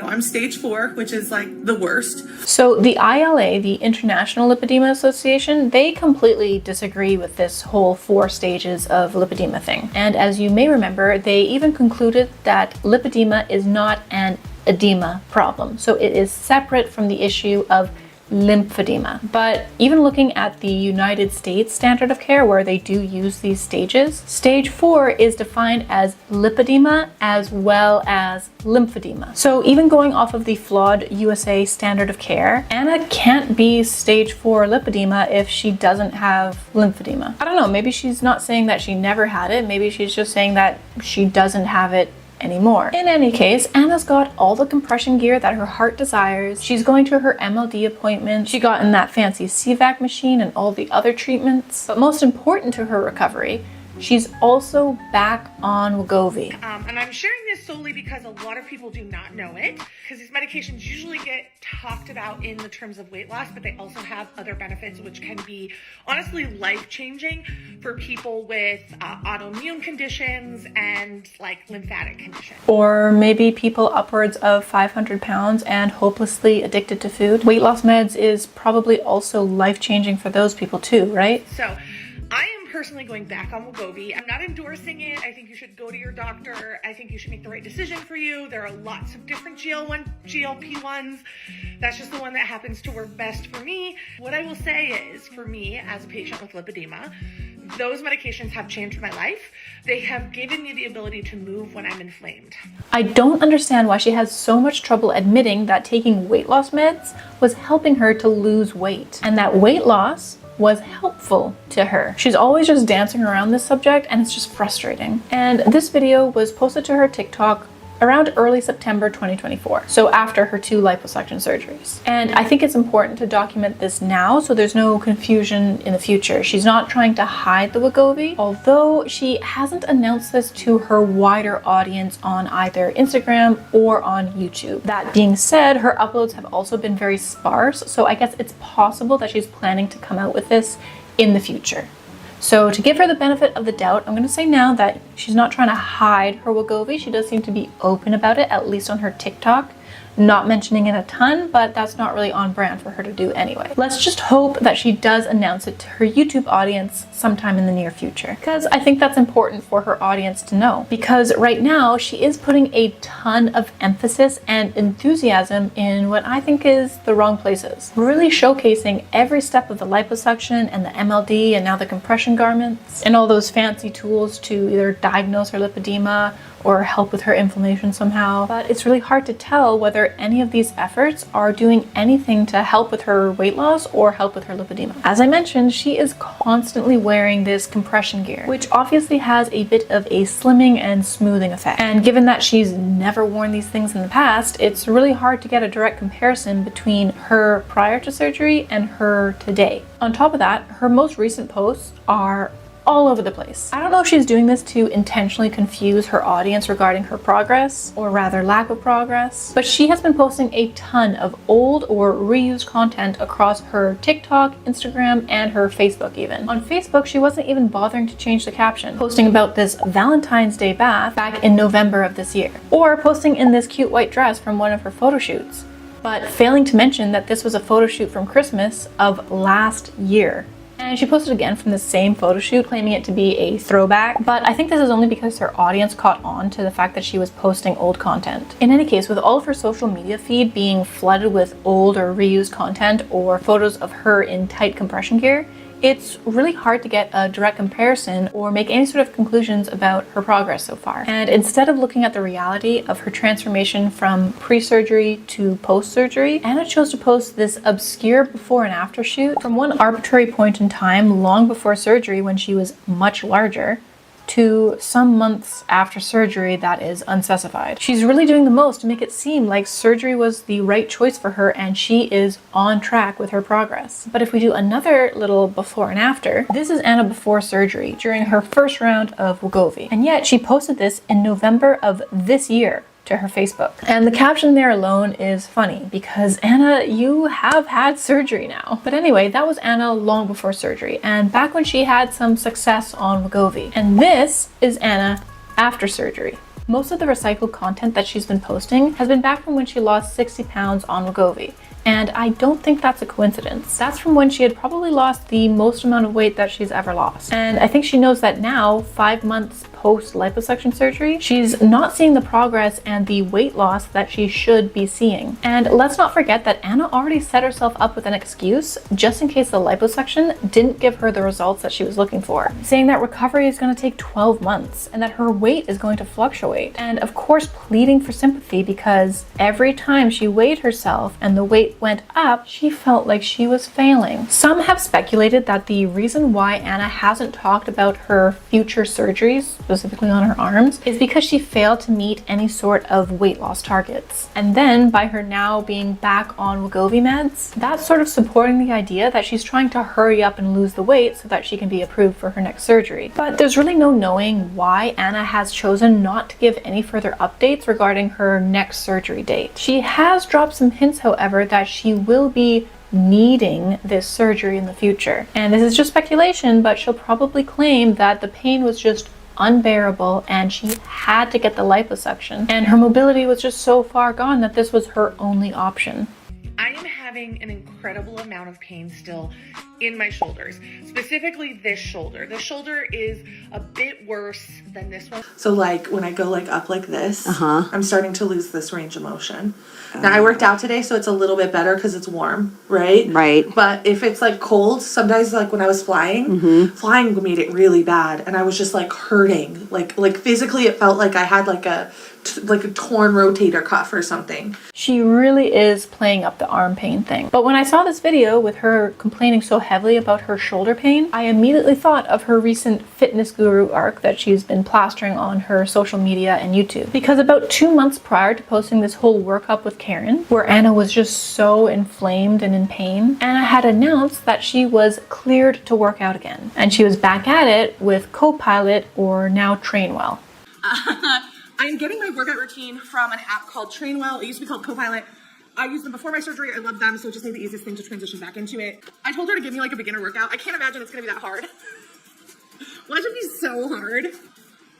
I mean, I've got to maintain something, right? But I'm gonna just try to keep my expectations low. I don't want this to be a defeating experience. I want to be just excited that I get to do it again. I'm so type A. I'm gonna be so mad if it's hard. I'm gonna be so mad at myself. It's okay. It's part of the process. Sucking is the first step at being good at something. So yeah, Anna is back to training, and that's great. That's more than we see from most of the girls we cover here. So you know what? Great job getting out there, Anna. However, after looking at her workout and looking at her form during those exercises, I think it gives a clue as to why perhaps her shoulder is in pain. 30 seconds of windmill.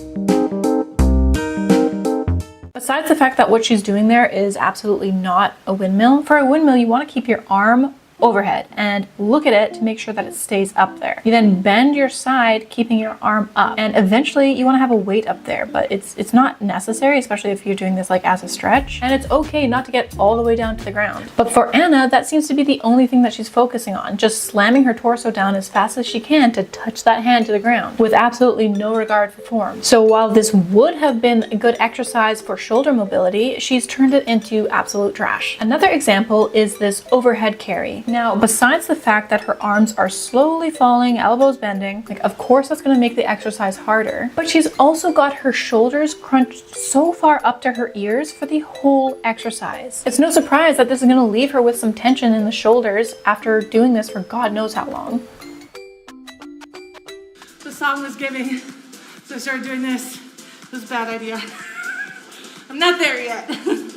And in this last example, first off, this is just a bad exercise. You know, it's not good for biceps and it's also not great for your triceps. There's just better options for each. But again, just take a look at her shoulders here, rounding forward and likely to cause her pain. And this is partially because this is just like a bad exercise, but also her whole biomechanics are just like now. I don't mean to be rude here, but her obesity has a real effect on how her body can move, regardless of the whole lipedema argument. As you gain weight and reach later stages of obesity, it's just the extra mass in your body that's going to prevent you from moving in correct form for a lot of these exercises. Just look at this diagram here. As you get larger and larger, the shoulders just naturally begin to roll more forward and more inward, to the point where the whole arm is rotated backwards with the palms facing behind you. And I don't think Anna is quite there yet, but this just goes to show that for somebody with obesity or severe morbid obesity, you need a trainer also specialized in obesity so that they can give you the right movements and the right cues, knowing that your body is different from the typical person and is going to need extra care and attention. And I just don't think that Trainwell can be doing that for Anna, given what she looks like during these workouts. Because if Anna did have a proper trainer, they would help her understand that pain, not just muscle soreness, but like actual pain,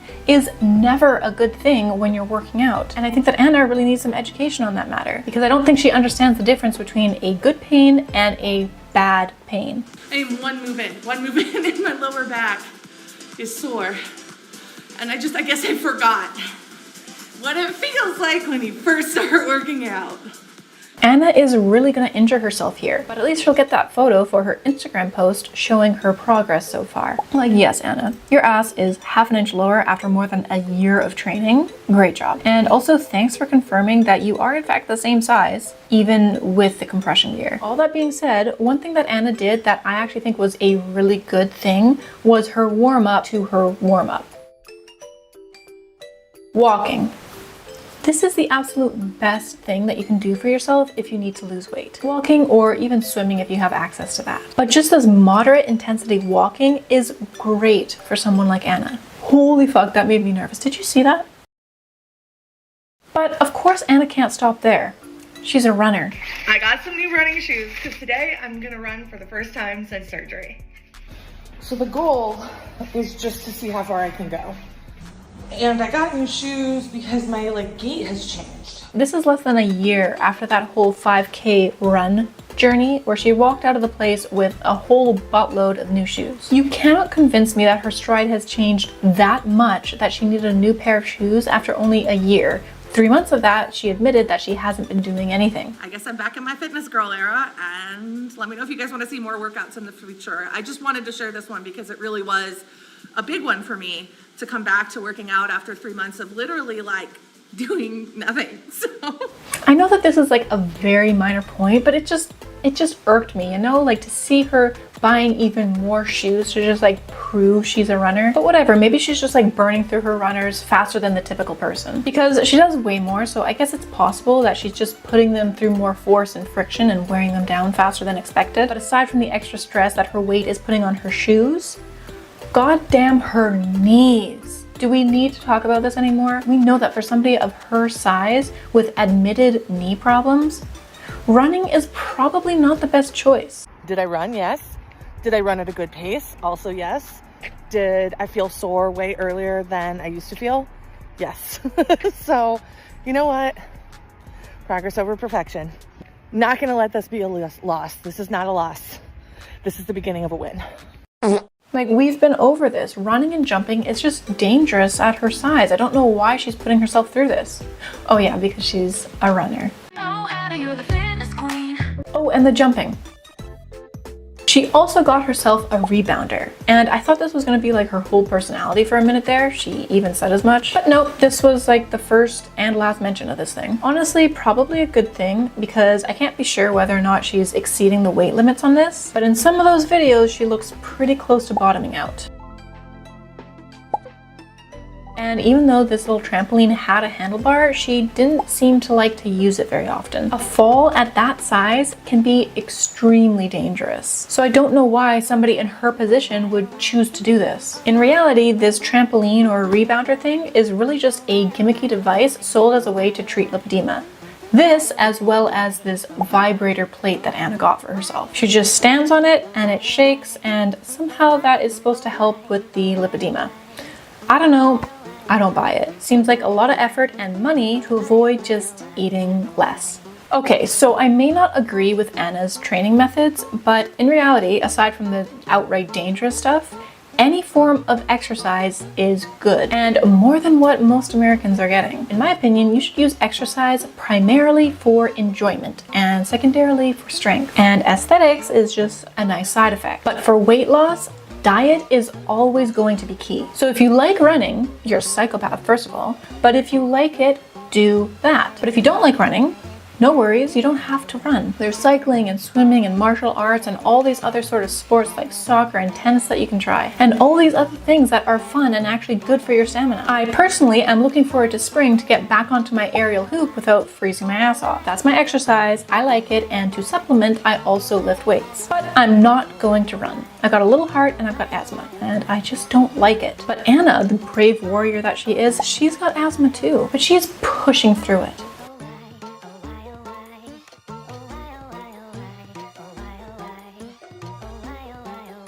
Whatever, Anna, this whole crying for attention and pity is just bothersome at this point. Now, I know that a lot of people see videos like mine and think that I'm just being mean to Anna. That's part of it. But also, I just don't like people who lie. And to me, Anna lies a lot. And she's influencing a lot of people to follow a similar liposuction path as she has gone through. And from what I've seen, liposuction is not the way to go for somebody with obesity, or in her case, severe morbid obesity. It's just not smart and even detrimental. And that's not just my opinion. So before we close off this chapter, I want to read a brief excerpt from the International Lipedema Association.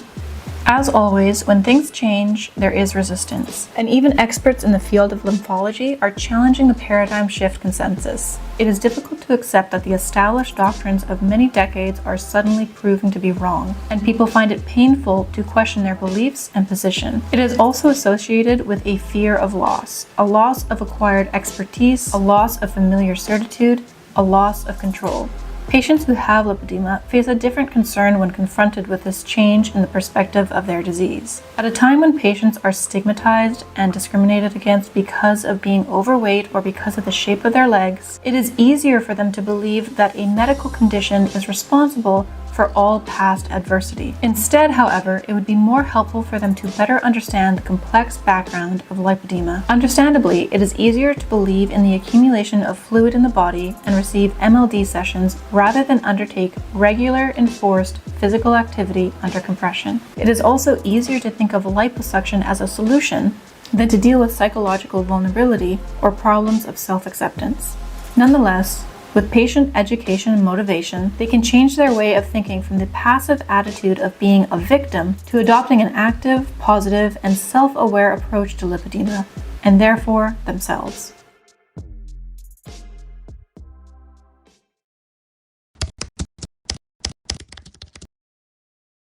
My body's changing. Guys, my body is changing. My body is changing. I have noticed that my body is changing. My body is changing so rapidly. I'm not like focused on my body changing, but it is changing. I'm basically like an Olympic athlete. It's not like something I'm proud of. It's just a fact. Hello again, I hope you guys have been doing well. Today we're back for another Glitter and Lazers update. I would make these more often, but to be honest, Anna has been moving pretty slowly lately. So these quarterly check-ins have been working out pretty okay so far. And I know I'm a little bit late for the 2025 Q2 update. I wanted to get this out in the first week of July, but I don't know, time just got away from me and here we are. Either way, there's still plenty to catch up on. When we last checked in on Anna, she was recovering from a recent liposuction on her calves and arms, as well as a brachioplasty. And this was on top of the other 2 liposuctions that she'd already had on her inner and outer thighs. We also looked at her increasingly desperate attempts to frame any tiny detail as progress. And we even did some high-tech photogrammetry to analyze her progress photos. Spoiler, there was no change. Well, now she's had yet another surgery. This time, a full 360 liposuction on her abdomen.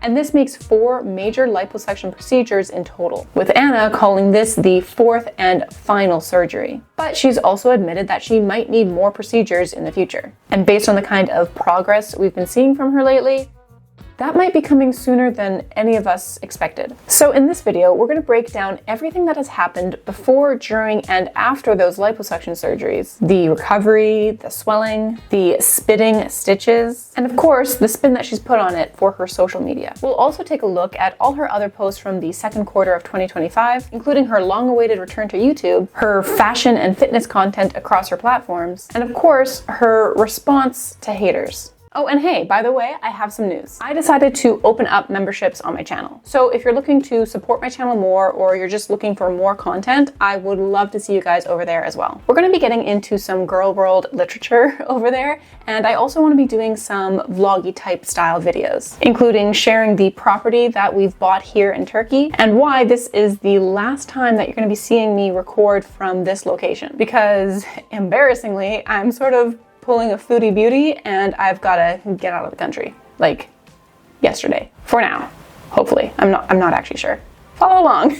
Anyway, if you want to follow along and see more of me, I'll be keeping updates over there. But for now, back to the video. Starting with the full timeline of Anna's now completed liposuction surgery arc. At the beginning of this whole liposuction surgery arc, Anna had said that she was planning to get 4 total surgeries. Well, actually at one point she had said that she was going to get 3 to 5 additional surgeries, and at that time she had already had 2, but that could be down to just a counting issue. Like her 3rd round was actually 3 surgeries combined in one. So you could either count this whole journey as 4 days of surgery or 6 total surgeries combined. And now, to her credit, Anna did stick to her word. She actually followed through and completed all 6 procedures or all 4 rounds of surgery. And this was a rather rare occurrence, not just for Anna, but for girl world in general. So Anna maybe deserves some sort of congratulations here for doing what no other girl could do. She actually followed through with what she set out to do, and she didn't rage quit halfway through or just quietly abandon the arc without any warning or reason. However, that being said, I also would have respected her decision if she had changed her mind and decided to stop the actual lunacy of deciding to suck fat out of your body while you continue to eat garbage and gain weight.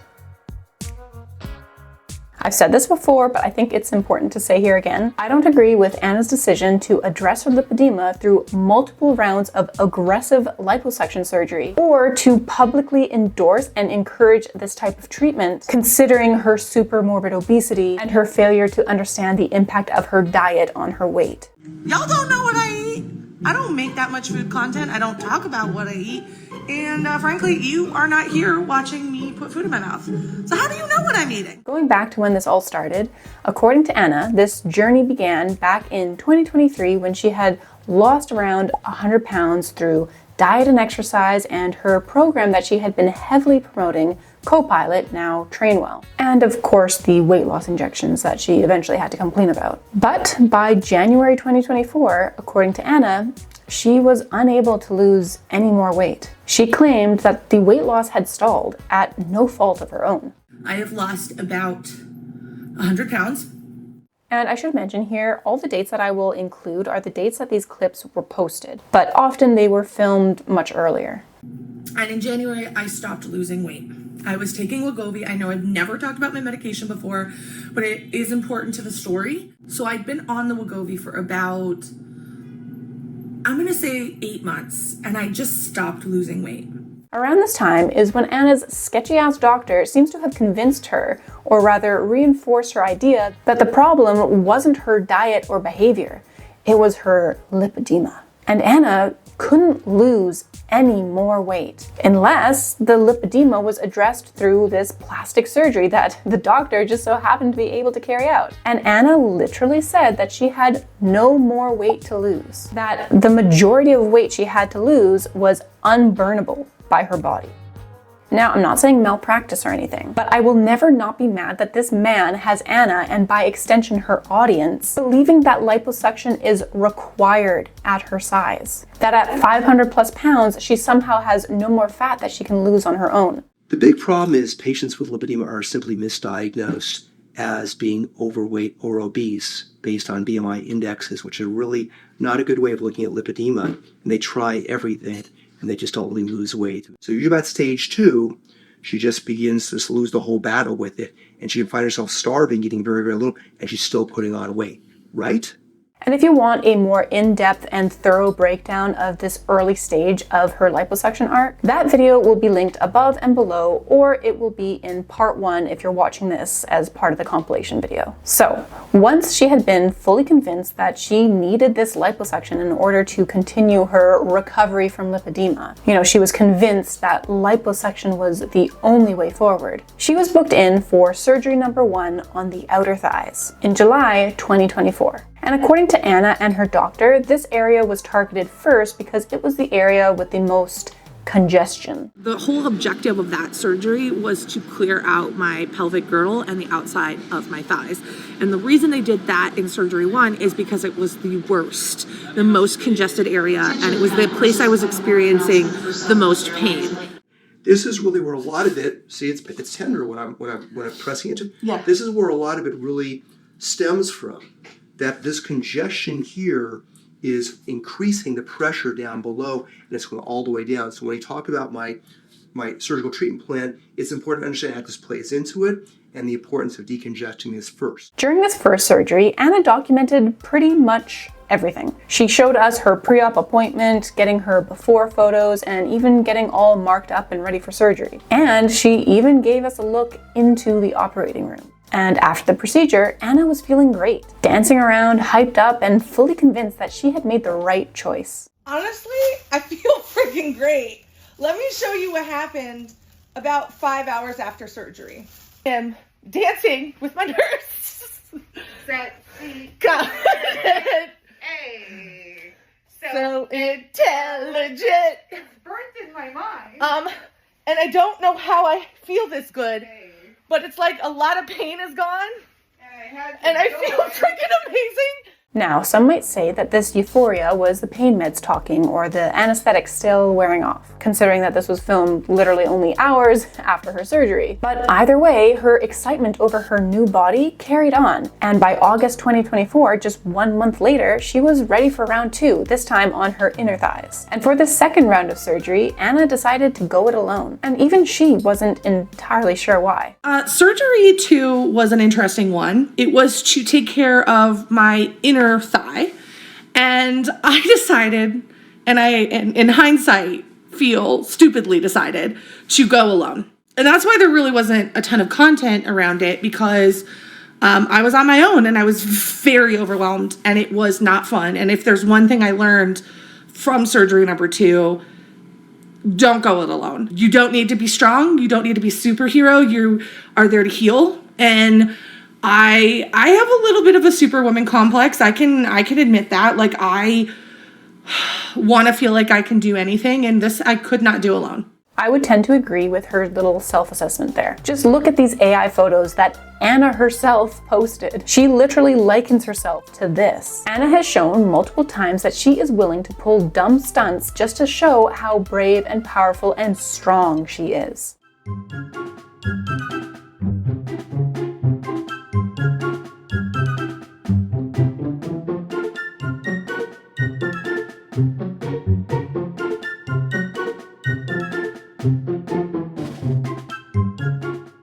Right up until the moment that she wants to pull the victim card, Anna puts on a full performance of strength, whether or not that actually reflects reality. But I do believe that at least Anna believes that she's a lot stronger and more capable than she actually is. She tends to gloss over the very real physical limitations that her body places her under. That being said, I don't know whether it was her choice to go it alone or whether that was just a limitation of her situation in the moment. But it sounds like she did learn her lesson, at least when it comes to surgery. Because as we'll see later on in this video, Anna still insists on pulling dumb stunts in order to show how strong she is. But at least in this one instance, she realized that trying to prove something at the expense of your own well-being is just not worth it. And it seems like that realization came from pain. Because after her second surgery, recovery hit her a lot harder.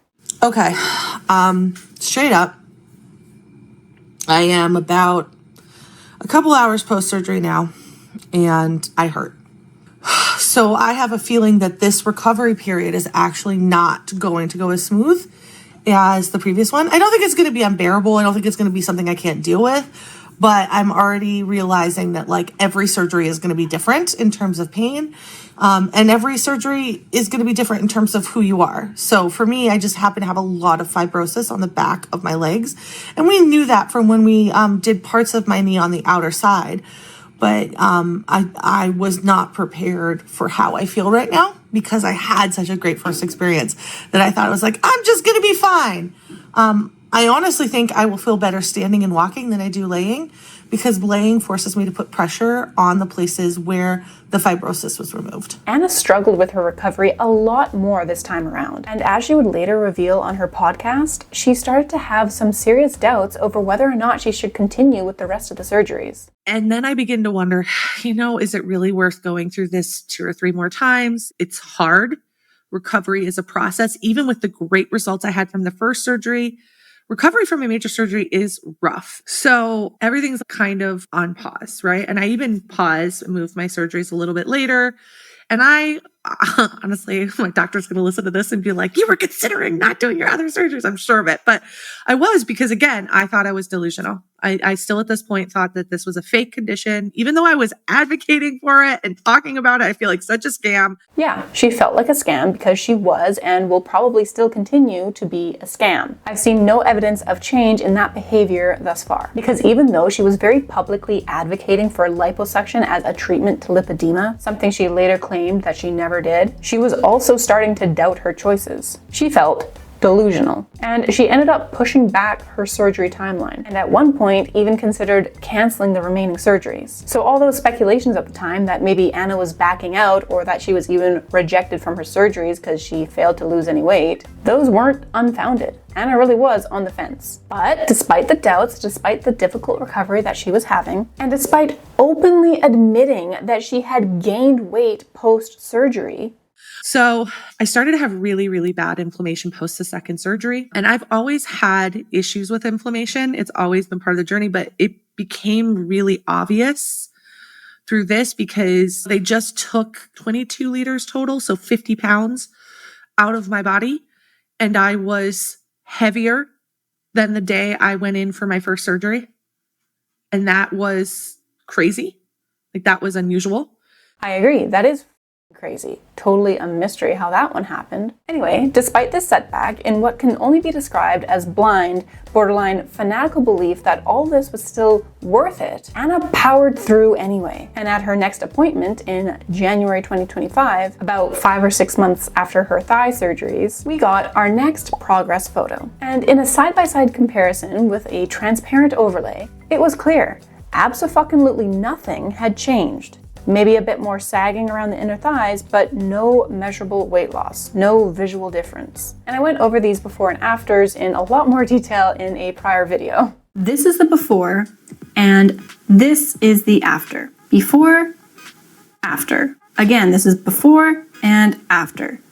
And it doesn't matter how many times I flip through, it's like a guessing game to see what has changed. And it's the same thing when I layer the after image over as a transparent layer. A near perfect match. Nothing has changed over the past 6 or 7 months. But to Anna, that didn't matter because, as she reminded us, the goal wasn't weight loss. It was mobility. And in her eyes, she was making progress. So she went ahead with surgery number 3. This time, liposuction on her arms and calves, as well as a brachioplasty. We saw footage of Anna getting marked up and ready for surgery while dramatically pretending that she could hardly lift her arms or even have her arms being touched without being in excruciating pain. We also saw her on the operating table, both before and after getting literal chunks of her flesh removed, and finally re-emerging, bandaged up and looking about as sick as I've ever seen her. But that didn't last long. She was immediately back online, posting updates and showing off her new skinty arms. Oh my god. Tiny.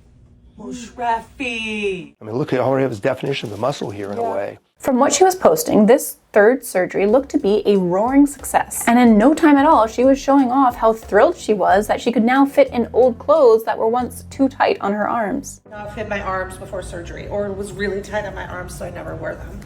So I'm trying them all. And I'm gonna put them in my closet and make outfits with them. But I just tried this one on, and I'm so excited. I have had this cardigan for like freaking ever, and it's never fit my arms, and now it does.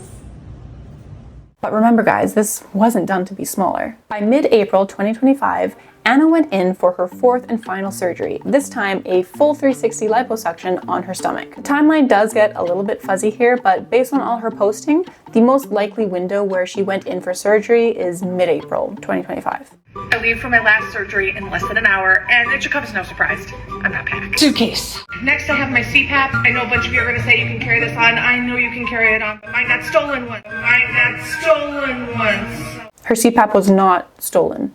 She forgot it. I just realized in getting in this Uber that I left my CPAP on the plane. That's the only reason that I wanted to include the clip of her packing. She's a liar. Anyway, moving on. Anna's first 3 surgeries had all been done in LA, where they were using a type of anesthetic that kept her alert and awake and even able to move herself during the surgeries. But this 4th surgery was different. This time, Anna went to the clinic's Salt Lake City location in Utah. And the reasons why are unclear. And even Anna seems to be pretending to not know why she went to Utah either. In one post dug up from Reddit or the forums, I don't remember which at this point, Anna had said, "So, this surgery was a bit different because I decided to do it at the Advanced Lipedema Treatment Center in Salt Lake instead of LA. Honestly, I just wanted to change it up a bit because I was mentally very over surgery going into this. I wanted something, anything to make me feel excited about another round of recovery.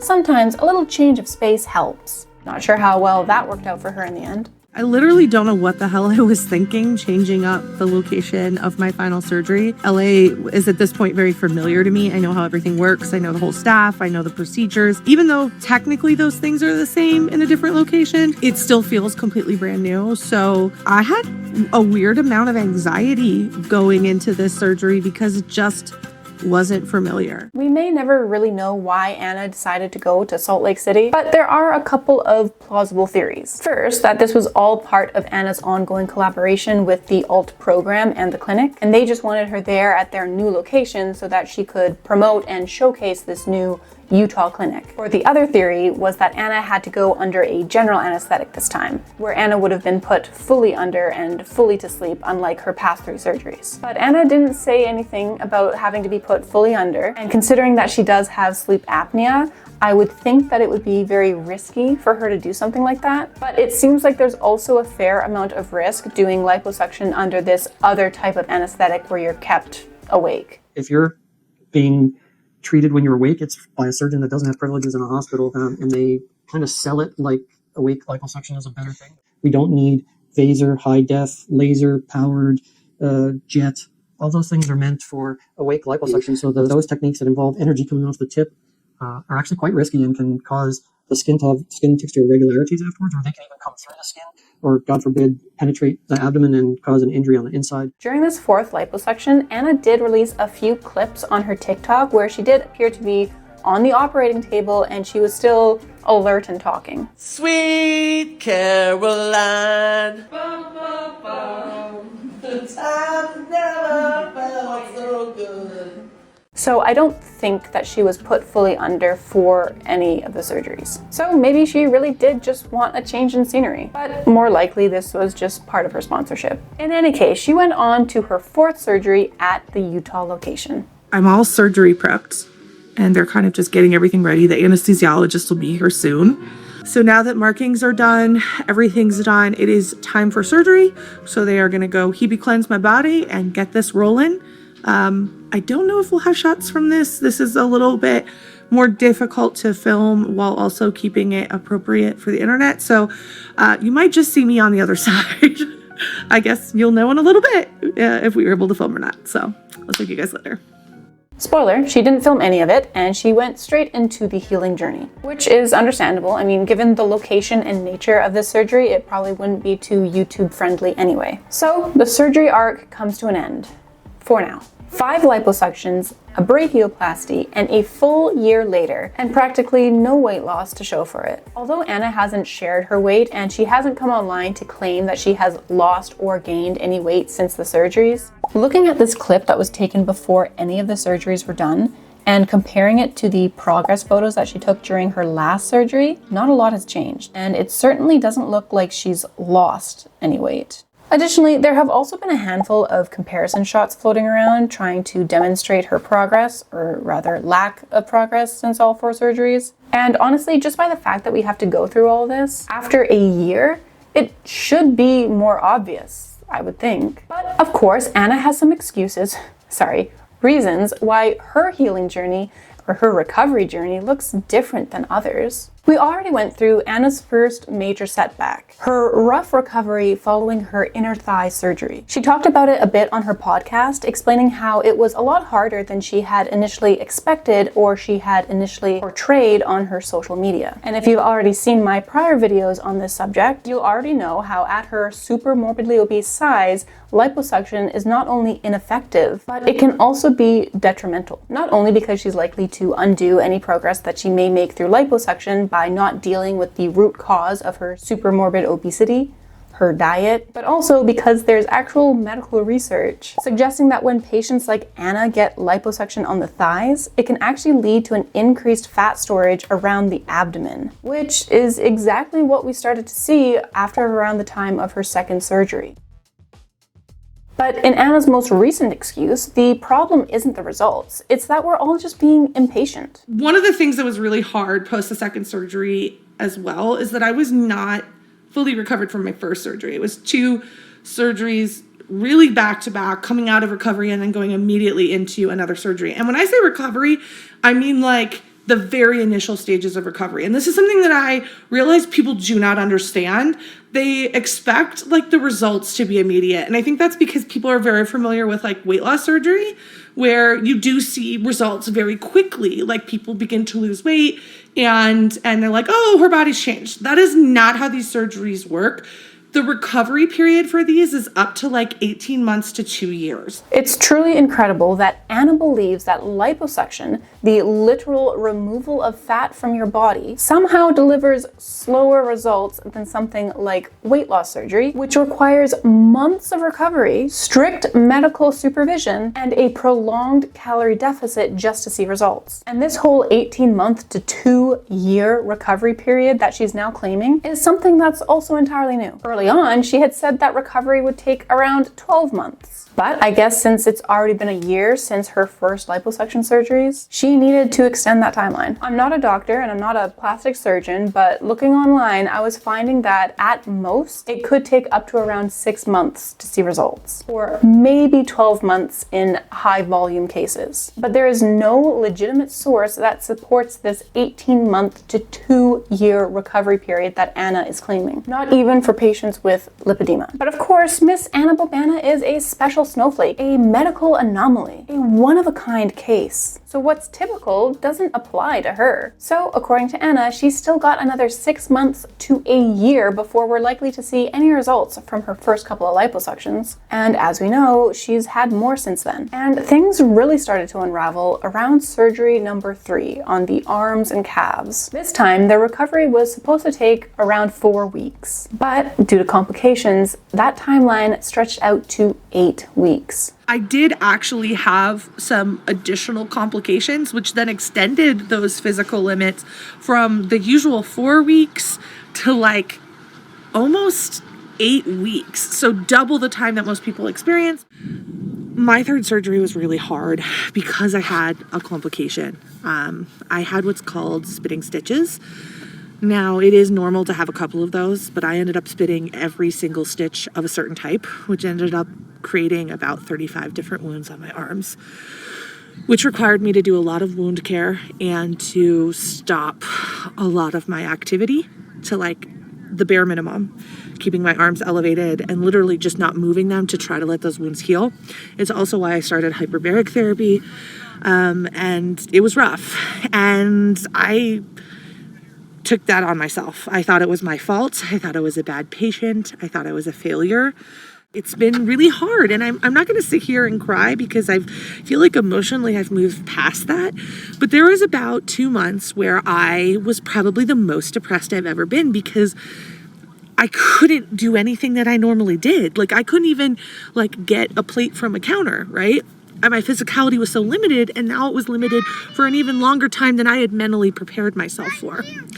On top of that, just like I talked about my previous surgeries, there were a lot of hormonal changes, and it just compounded to a place that I wasn't in a great space. Yeah, all those videos that Anna was sharing immediately after her arm surgery, twirling around in new outfits, showing off her increased mobility, flashing that big smile and gaping maw, and skipping off to Starbucks like everything was perfect.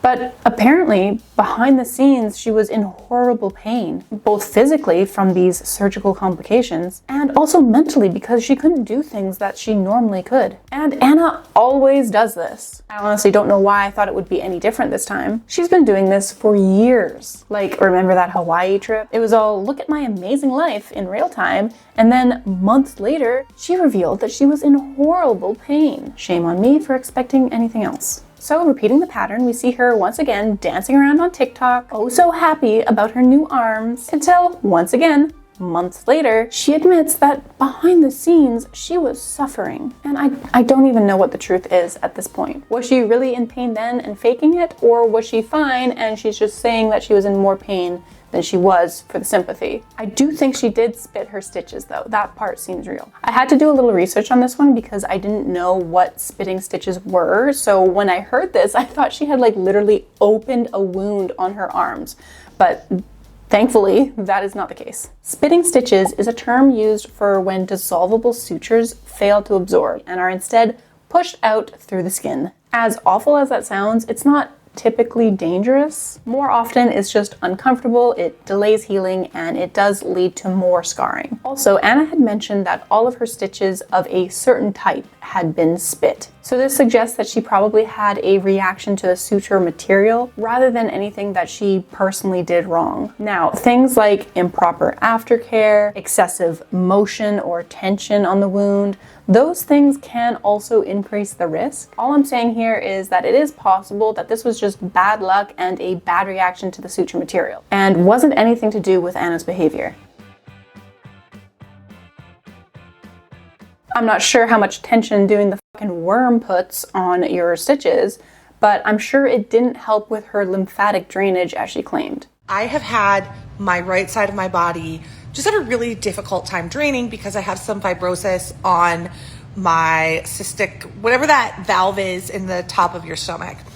And I went into MLD today and my practitioner was like, Anna, for the first time, your right leg is actually smaller than your left. Like, what did you do? Guys, the worm.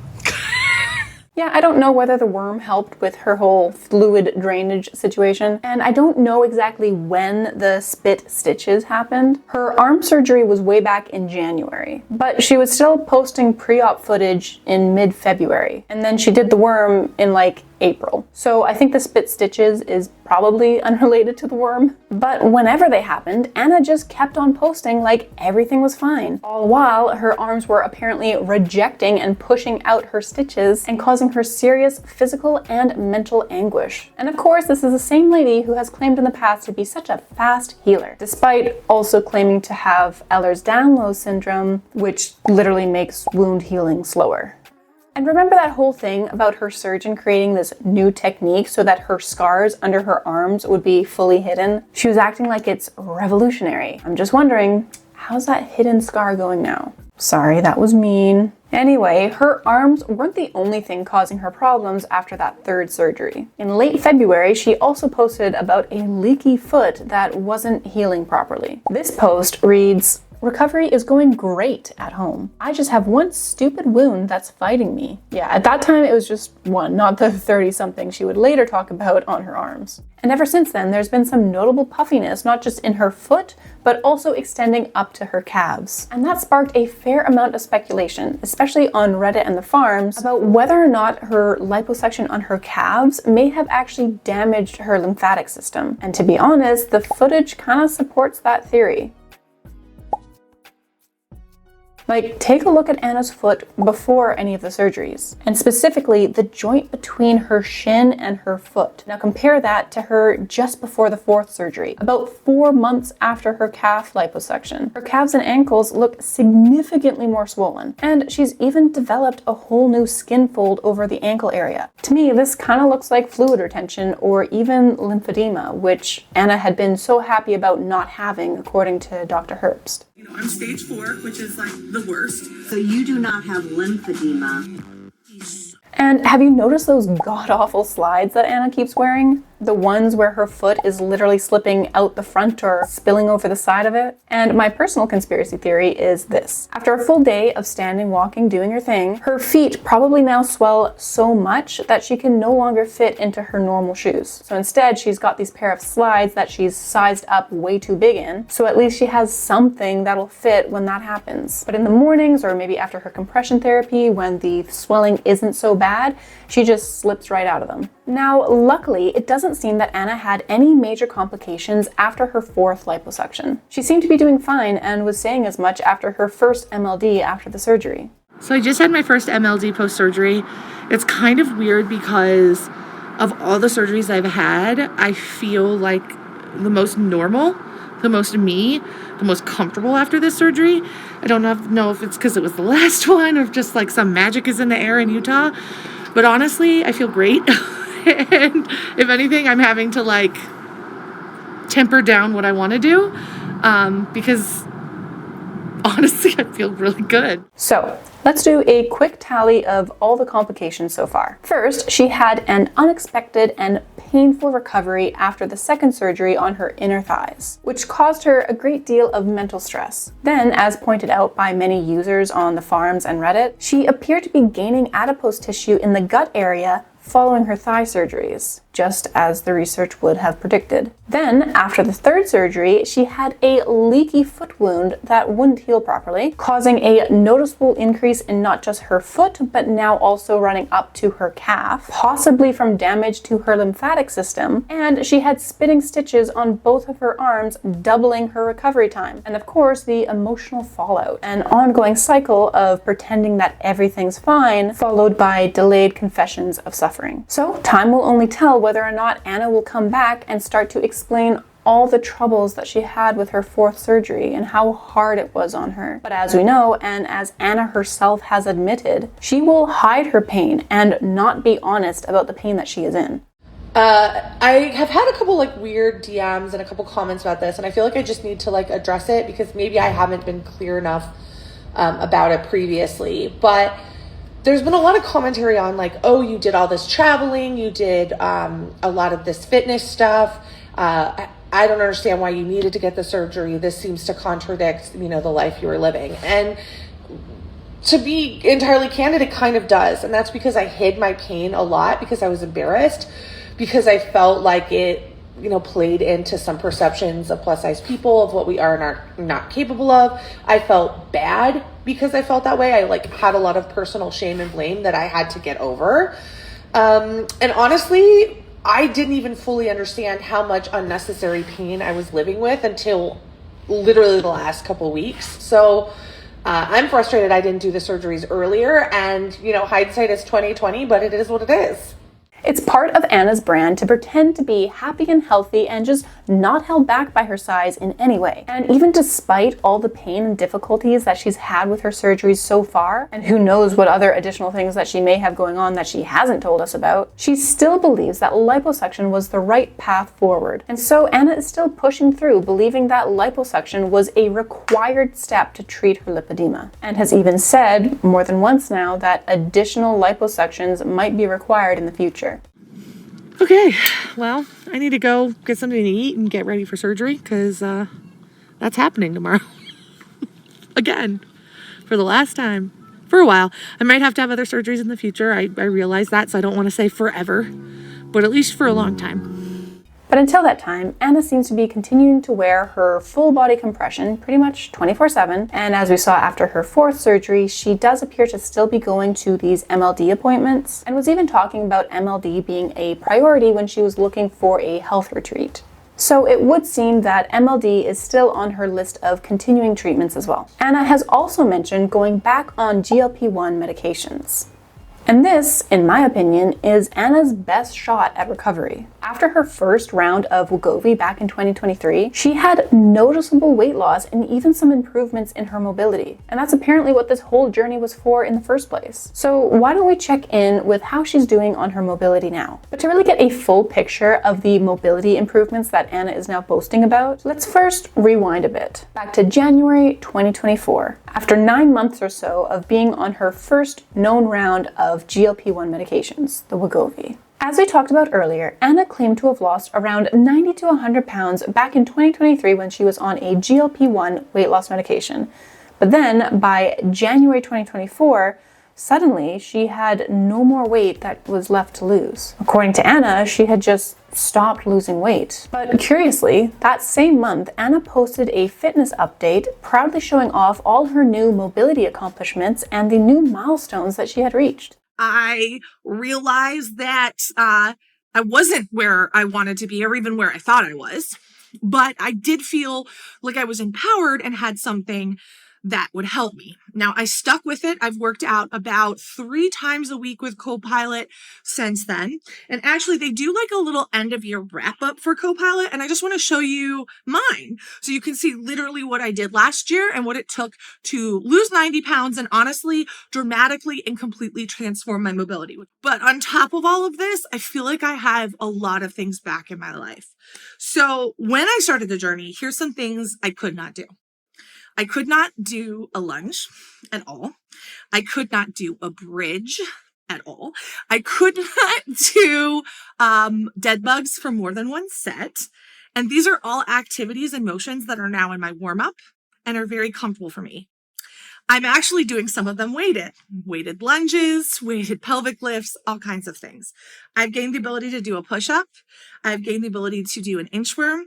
And I've also gained the ability to just lift heavier and stronger weights. According to Anna, all this improvement was primarily attributed to her trainings with Copilot, now Trainwell, with the weight loss medication that she had been taking treated like an afterthought, only mentioned fleetingly. And I genuinely do not believe that Anna understands how a GLP-1 medication like Wegovy actually works or what it is primarily prescribed for. Anna will talk about this again and again, saying that these GLP-1 medications are to help with her inflammation. And sure, there is some research suggesting that GLP-1 medications may have a modest anti-inflammatory effect, but that is not the main reason that these medications are prescribed. GLP-1 medications like the Wegovy that Anna was taking were developed to treat diabetes and secondarily obesity. They work by mimicking a hormone, the GLP-1 glucagon-like peptide 1, which slows gastric emptying, increases insulin secretion, and reduces appetite. They help people to eat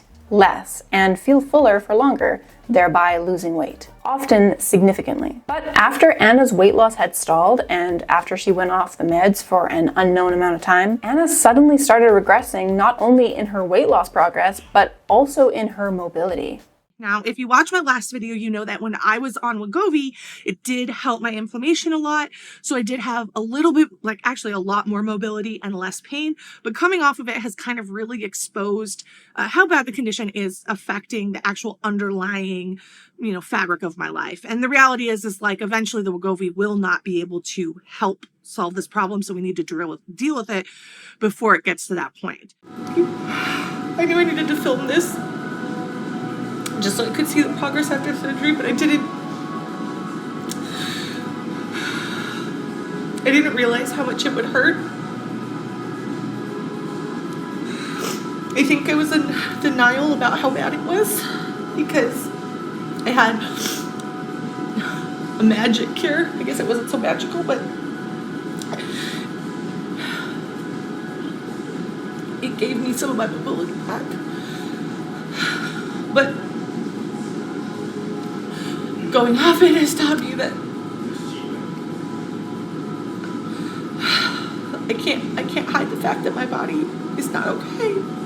Anna is essentially implying here that the Wegovy was only temporarily hiding her symptoms of a larger issue, which she identifies as her lipedema, and that going off the medications revealed how bad things really were. She seems to believe that the medication didn't fix the root cause, and that treating her weight was somehow missing the point. But that logic is deeply flawed. If the Wegovy was helping her to lose weight, reduce inflammation, and improve her mobility, then it was the Wegovy. It was the Wegovy treating the underlying condition, at least in part. Because whether or not she has lipedema, that's an entirely different conversation. The excess adipose tissue that Anna is carrying on her body severely limits her mobility. And it's a primary contributor to not just her mobility issues, but also her joint pain and her systematic inflammation. She is not 500 pounds of lipedema. The idea that she was just masking the problem with Wegovy when she was clearly benefiting from it really makes me wonder, where did she get this idea from? Was it from those experts at the ALT program, like Dr. Amron and Dr. Herbst? Or did Anna come up with this all on her own? At this stage though, I don't think it really matters. Like I mentioned earlier, current day Anna is thinking about or probably already on a GLP-1 medication. So hopefully she sticks with it this time. And hopefully she'll come to learn that these medications help her to lose weight because they help her to eat less. It's not magic, Anna. But considering her track record, I'm not too optimistic. Now, speaking of current day Anna, she's been testing out her mobility again, and even comparing it to where she was back when she was allegedly committing insurance fraud.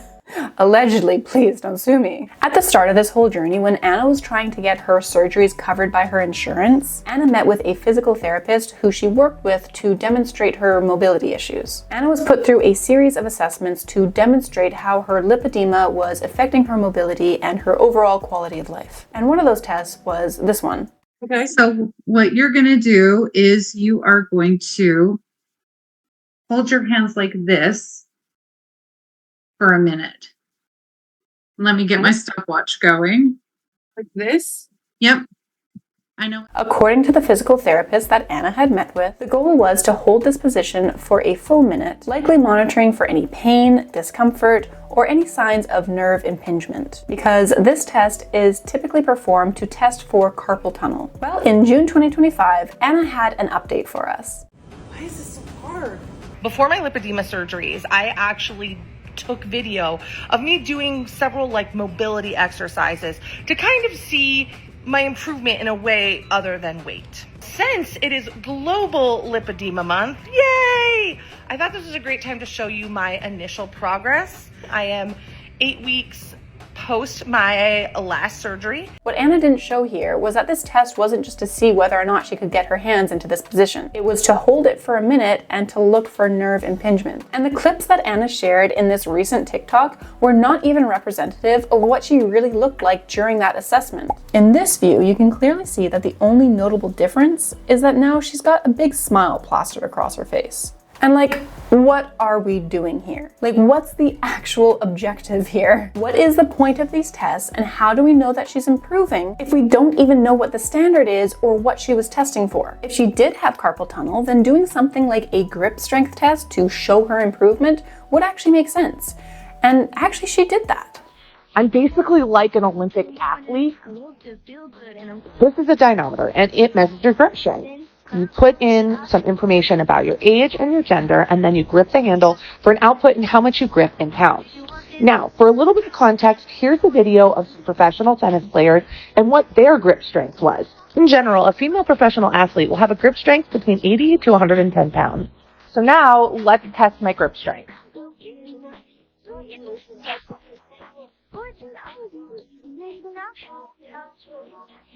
109.2 pounds. I'm doing it again because I just don't believe it. 104. I guess I'm just really good at gripping things. Apparently putting on compression has really done wonders for my grip strength. So I guess I have that to thank lipedema for. Again, I ask, what is the point? Because to me, this just looks like Anna trying to prove how super strong she is, like an Olympic athlete, while again, leaving out any context. First off, yes, she's doing the test wrong. According to this one source, you're supposed to keep the device upright with your arm at your side and your elbow at a 90-degree angle, not swinging it around, pointing it straight to the ground like Anna was.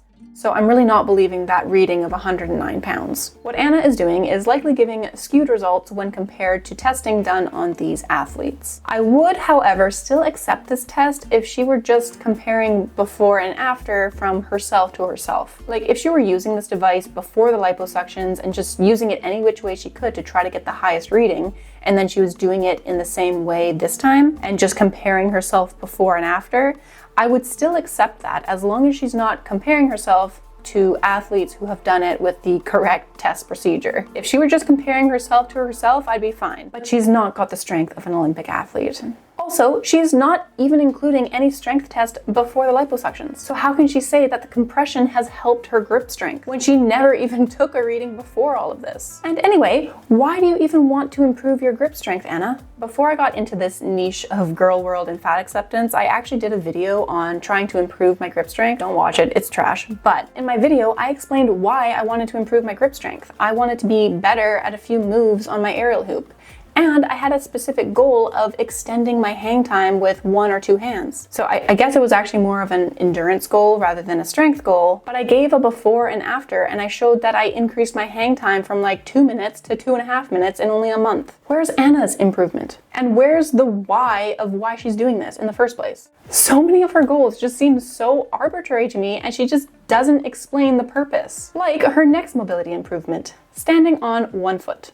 I'm so impressed with just how much better my body is moving. Holy crap, my stability is really good. That wasn't me. In the original, she had actually cut the clip short there. But anyway, again, this was not an accurate portrayal of what she actually looked like back in that 2024 assessment, before all the liposuction. In reality, she seems to have had more stability back in July 2024. With this clip showing that back before all her liposuctions, she could balance on 1 foot with nothing to hold onto. In comparison, her after video shows her wobbling a bit and looking like she's holding onto the TRX strap that's next to her. So despite her claiming to have improved her stability standing on one foot, that doesn't appear to be the case. And wait a second, was this even a stability test in the first place? Because in her assessment last year, she had complained about not being able to bend her knee fully due to her fibrosis. You know, it was all the fibrosis in the way. Yeah, I was showing him earlier. I can't, so I have a lot of fibrotic tissue, so that's as far as I can bend my knee. Yeah. And that's it. It's like physically obstructed. Yeah, no, I physically can't. Like, there's fibrotic tissue. It's hard. So wouldn't Anna have really wanted to show an improvement in her mobility for this test? Well, over the past year, it doesn't seem like that improved either, with the before shot showing a bend of the knee just below 90 degrees, and then the after showing the same just under 90-degree bend, but this time needing to lean forward and push the knee slightly back. But rather than looking at her mobility in this particular movement, Anna goes on to make a new mobility goal that she just made up on the fly. And in possibly the most dangerous and precarious way that I've ever seen somebody get into this position, Anna does a quad stretch. Craziest thing happened at the gym today. I was just going to do and film my first workout post-surgery with weights, so I filmed all these little clips of me working out. When I got to the end of my workout, there was a series of stretches I needed to do, and one of those stretches was a quad stretch.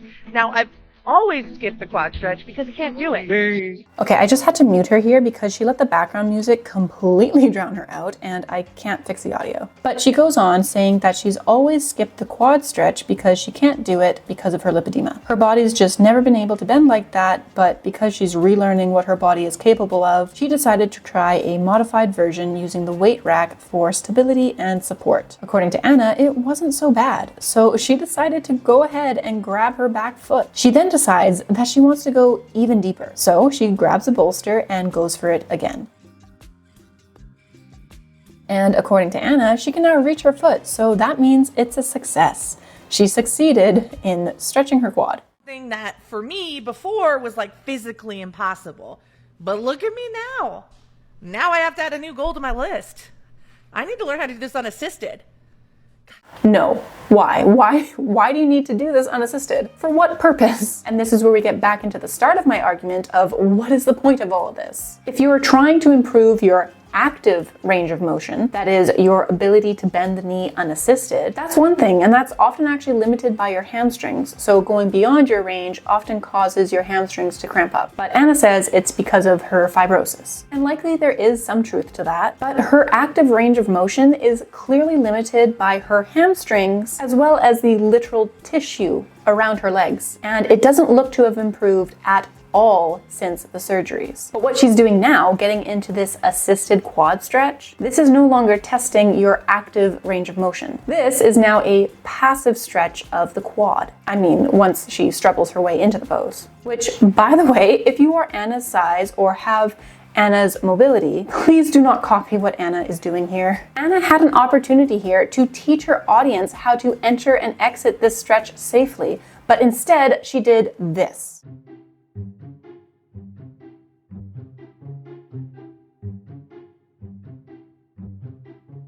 So let me just help you real quick here. If your active range of motion is limited and you can't reach your foot, you got two options. You can bend your knee so that you can reach your foot and then come back.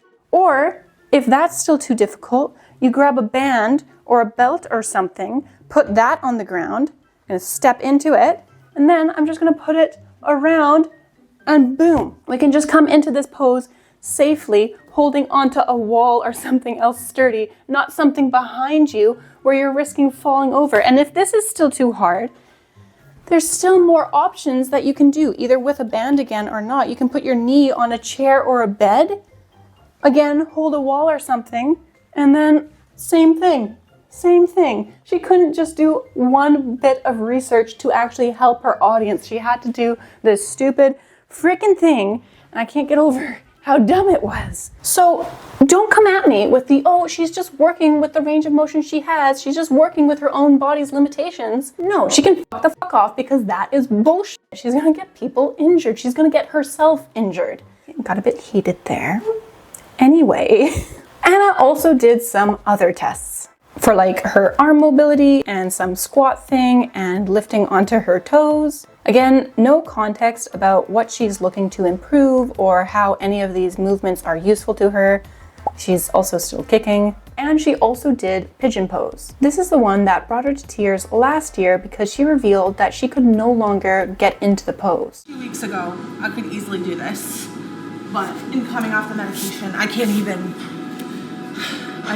do the pose anymore. Yeah, that sucks. So we don't have a before photo, but we do have this wackadoo photo that she posted this past Easter.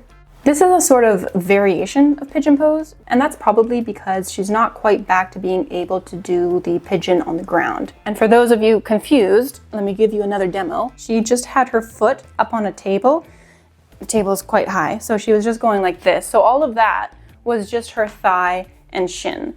And pigeon pose on the ground, if you're also confused, is this one. So where you're having your hips like aligned and then your shin is like in front of you. Anyway, what Anna did was actually a legitimate stretch. But again, she shows no before and after and doesn't really explain what she's doing here, so who knows with her. Anyway, moving on. With Anna's recovery well on its way and her mobility booming, she has entered a new chapter in her post-surgery arc, swinging right back into Anna the Fitness Queen. And actually, she had the foresight to film her inaugural speech into this new era as she went into her last lipedema surgery. Anna, you want to tell us what you're looking forward to after surgery? Oh man, I want to climb Coco Head. That was the thing I couldn't do when that led to this surgery process. So to be able to go back and do it would be like the full evolution of my life. When Anna first attempted the hike at Coco Head, it was back in early 2022, long before any of the surgeries and before any of the Wegovy. And during that time, Anna had filmed a lot to show how great of a life she was living. But later, she also shared how much she had been struggling, specifically with this hike at Coco Head. She was entirely unprepared and already tired before she had even started. We waited a day, and we were supposed to take a light physical activity day. No. We went around, we went to all these beaches, we walked on these beaches. Walking in sand when your legs are sore is basically frickin' hell. So I did not get a break. I did not get a respite like I wanted. I was broken. So broken. So the next day, we'd supposedly had this break day. The next day we were supposed to go hike Coco Head. I recorded a couple videos of this, so we'll show that. But when we were walking to the trail, my body started giving out. And I was hurting walking to the trail. And of course I was trying to keep up with John and Emily because I already had all this pressure on myself where I was like, I am a failure and I can't keep up with them and I can't keep holding them back. So I've got to keep up with them as they walk to this trail. But oh my God, every part of my body hurts so freaking bad. And we got to the trail and there was this man playing a ukulele, playing these sweet happy songs, and I literally just wanted to take that ukulele and smash it because I was like, I am not happy right now. I don't want this happy celebratory music. I am in fiery hell. So I made the decision at that moment that I couldn't do it. Anna goes on to explain how at the bottom of the mountain she had essentially given up, but then was reinvigorated and made a new goal to just start. And once she started, she set a new goal of just getting halfway. And she was able to make it to that goal, so she could call it a win. Today I'm trying to hike Coco Head, which is a trail in Hawaii comprised of 1,028 steps straight up. Now, this was daunting for me, and I often felt overwhelmed and out of breath and had to make lots of stops. But then I just kept going. Sometimes my heart rate got so high that I had to sit down to let it settle. But then I just kept going, one step at a time. And eventually I found myself halfway, which was my goal. And I was so incredibly proud of myself that I pulled this ball gown out of my backpack and took some photos to celebrate. Looking at Anna's past history, I think it's pretty much a guarantee that she's going to try this one again. And I think it might even be likely that she's got her next Hawaii trip planned. And actually, I think she might make it to the top next time. Yeah, she looks about the same as she did 3 years ago. But last time she bit off way more than she could chew, and I don't think she understood how hard Cocoa Head would be for her. She was also doing a lot of other hikes and photo shoots leading up to her hike at Cocoa Head. So I feel like if she tried this again, she would probably push it closer to the front of her trip, and she probably wouldn't do all those hikes and photo shoots beforehand. And she'd likely do it earlier in the day as well, because by the time she got there, it looked to be already crazy hot. And this was not me saying that I think Anna should try it. It's a stupid idea. It is very dangerous for somebody of her size and mobility to be doing this. And having to have a team out to rescue her off the mountain would be extremely costly and painful for everyone involved. But if she went to Hawaii again, I would really not be surprised to see her at the top of that mountain. And I would not be surprised to see a video talking about how she pushed herself past her breaking point and just destroyed her body trying to get to the top of the mountain. I mean, just look at her 3 years ago. I'm only maybe like 30 or 40 stairs up, and there's 1,000 of these mothers, but it's 40 more stairs than I thought I was gonna do, because I almost didn't even try.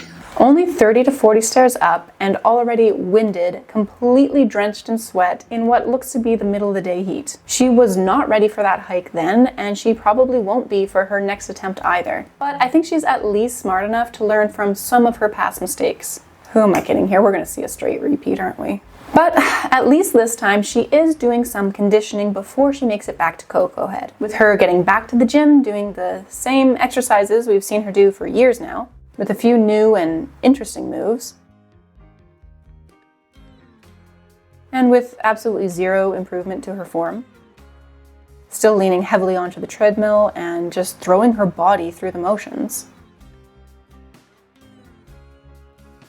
But at least she's being active, and I'm not being sarcastic here. I've said this before, but Anna is actually really active for her size, especially when you've seen a lot of how these other people live at her size, like the My 600 Pound Life, Amberlynn Reid, Foodie Beauty. None of them are able to do the things that Anna does. Another activity that Anna has added into her routine is walking. Probably one of the best things that she can do for herself. And she was even posting accountability photos of her step counts that lasted like 3 days, I think. I just realized I left my Apple Watch at MLD, and I get very attached to my Apple Watch, and I'm just sitting here going, there goes my move goal for the week. There goes my sit stand. There goes my exercise rings. They're not getting closed for the whole week because, it's at MLD. It's not tracking anything today. At least it's not going to screw up my month because, April was already crap because of surgery. But I'm so annoyed. I'm so annoyed. Oh yeah, she just conveniently forgot her Apple Watch. Sure, Anna. I don't know why she started those accountability posts in the first place with no sort of end goal in mind. No, like, I'm going to post these for a week or track my step for 90 days. Nothing, just arbitrary start, arbitrary and quiet end. Whatever, it's fine. Like I said, at least she's still being active. And she even went to a pickleball event. This year is all about living big and doing new things. And so one of the things I've had on my list is to try pickleball. So when I got invited to this event for Pop Flex and JVN, that was exactly that. I was like, I've got to go. When I got there, I realized I might be out of my depth because a lot of people knew what they were doing. And let's just say I learned very quickly that I am not a natural, but I stuck in there. I kept trying, and eventually I did hit the ball. Okay. I also finally got to meet JVN, and I left with a gift bag. So honestly, it was a really good day. So if she calls that a success at learning pickleball, just being able to hit the ball, we know where the bar has been set for her other fitness goals, which we will go over those in a minute here. But out of this event, we also got one of the greatest Instagram versus reality moments that I think I have ever seen from Anna. This is the photo that she posted to her Instagram. A very nice, cute little yellow set, looking very Bumblebee-esque with her compression underneath. Then we have the unedited screenshots that surfaced on Reddit through finding her in the background from other people's posts who were also at the event. Body filters can do a whole lot these days. And while posing can make you look a little bit smaller, it's not going to take 50 plus pounds off your body. And not only do we have these photos of the reality of Anna's situation, but we also got a glimpse into how Anna's actually doing in her progress of being able to climb stairs, hinting at what may be to come in her next Cocoa Head attempt. It is not looking good for Anna, struggling to climb those steps when in her own videos, she's boasting about hiking and even scrambling during the hike. This is incredible. I love being outdoors in the summer, but in Texas, that can be a challenge. So today, I'm partnering with Starbucks to show you how I keep my summers cool. And one of those ways is by drinking the Starbucks Summer Berry Refresher. I am so happy it's finally back. It is my favorite summer drink. Today, I'm drinking the Strawberry Acai Refresher, but you know I'll be getting the Summer Berry Refresher the next time I'm at Starbucks. Another way I like to keep cool is to go hiking early in the morning before it gets too hot. Today, I'm going on a hike I've been wanting to do for a while. The trail is perfect because it's well shaded, which keeps it cool longer. I like to hike because it shows me just how much my body can do. Sure, scrambles and stuff can be challenging, but I always look back and think, I did that. Today was no exception. With overpressure in my hand and this view, how can it not feel like summer? That is not a scramble. That is rocking back and forth on a hill that she probably found another way around anyway. And do I need to say more about the constant sugary Starbucks she's got in hand? Yes, I think I do, because Anna is also back at being a Starbucks ambassador, meaning that she's got a Starbies for every hike, every drive, and even every outfit. My body has been changing a lot, and there are things in my closet that didn't quite fit me right before surgeries that now fit me a lot better, and I'm trying to give these pieces their own little moment. Today I'm partnering with Starbucks actually to style this cute little pink dress in an iced cherry chai latte look. To bring this look to life, I'm adding this brown t-shirt to add some chai to my cherry. I'm adding some glam with a sparkly belt and some glitter cowboy boots. And then to add a touch of spice, I'm adding a vintage scarf and this cute leopard bomber jacket. But it wasn't quite done. It needed that last little piece, and that last little piece was the iced cherry chai latte. So I got mine. I love that they wrote me a cute little message to treat myself. And you know what? I love how this turned out. I think it is a great look. Very big back behavior to match your outfit to your daily 500 calorie Starbies treat. But I'll give that one a pass because it's content. Because Anna is a fashion influencer and she has to show that she knows fashion by matching her wardrobe to food. After her grand and dramatic return to YouTube with that surgery update video, Did you miss me? 'Cause I'm back.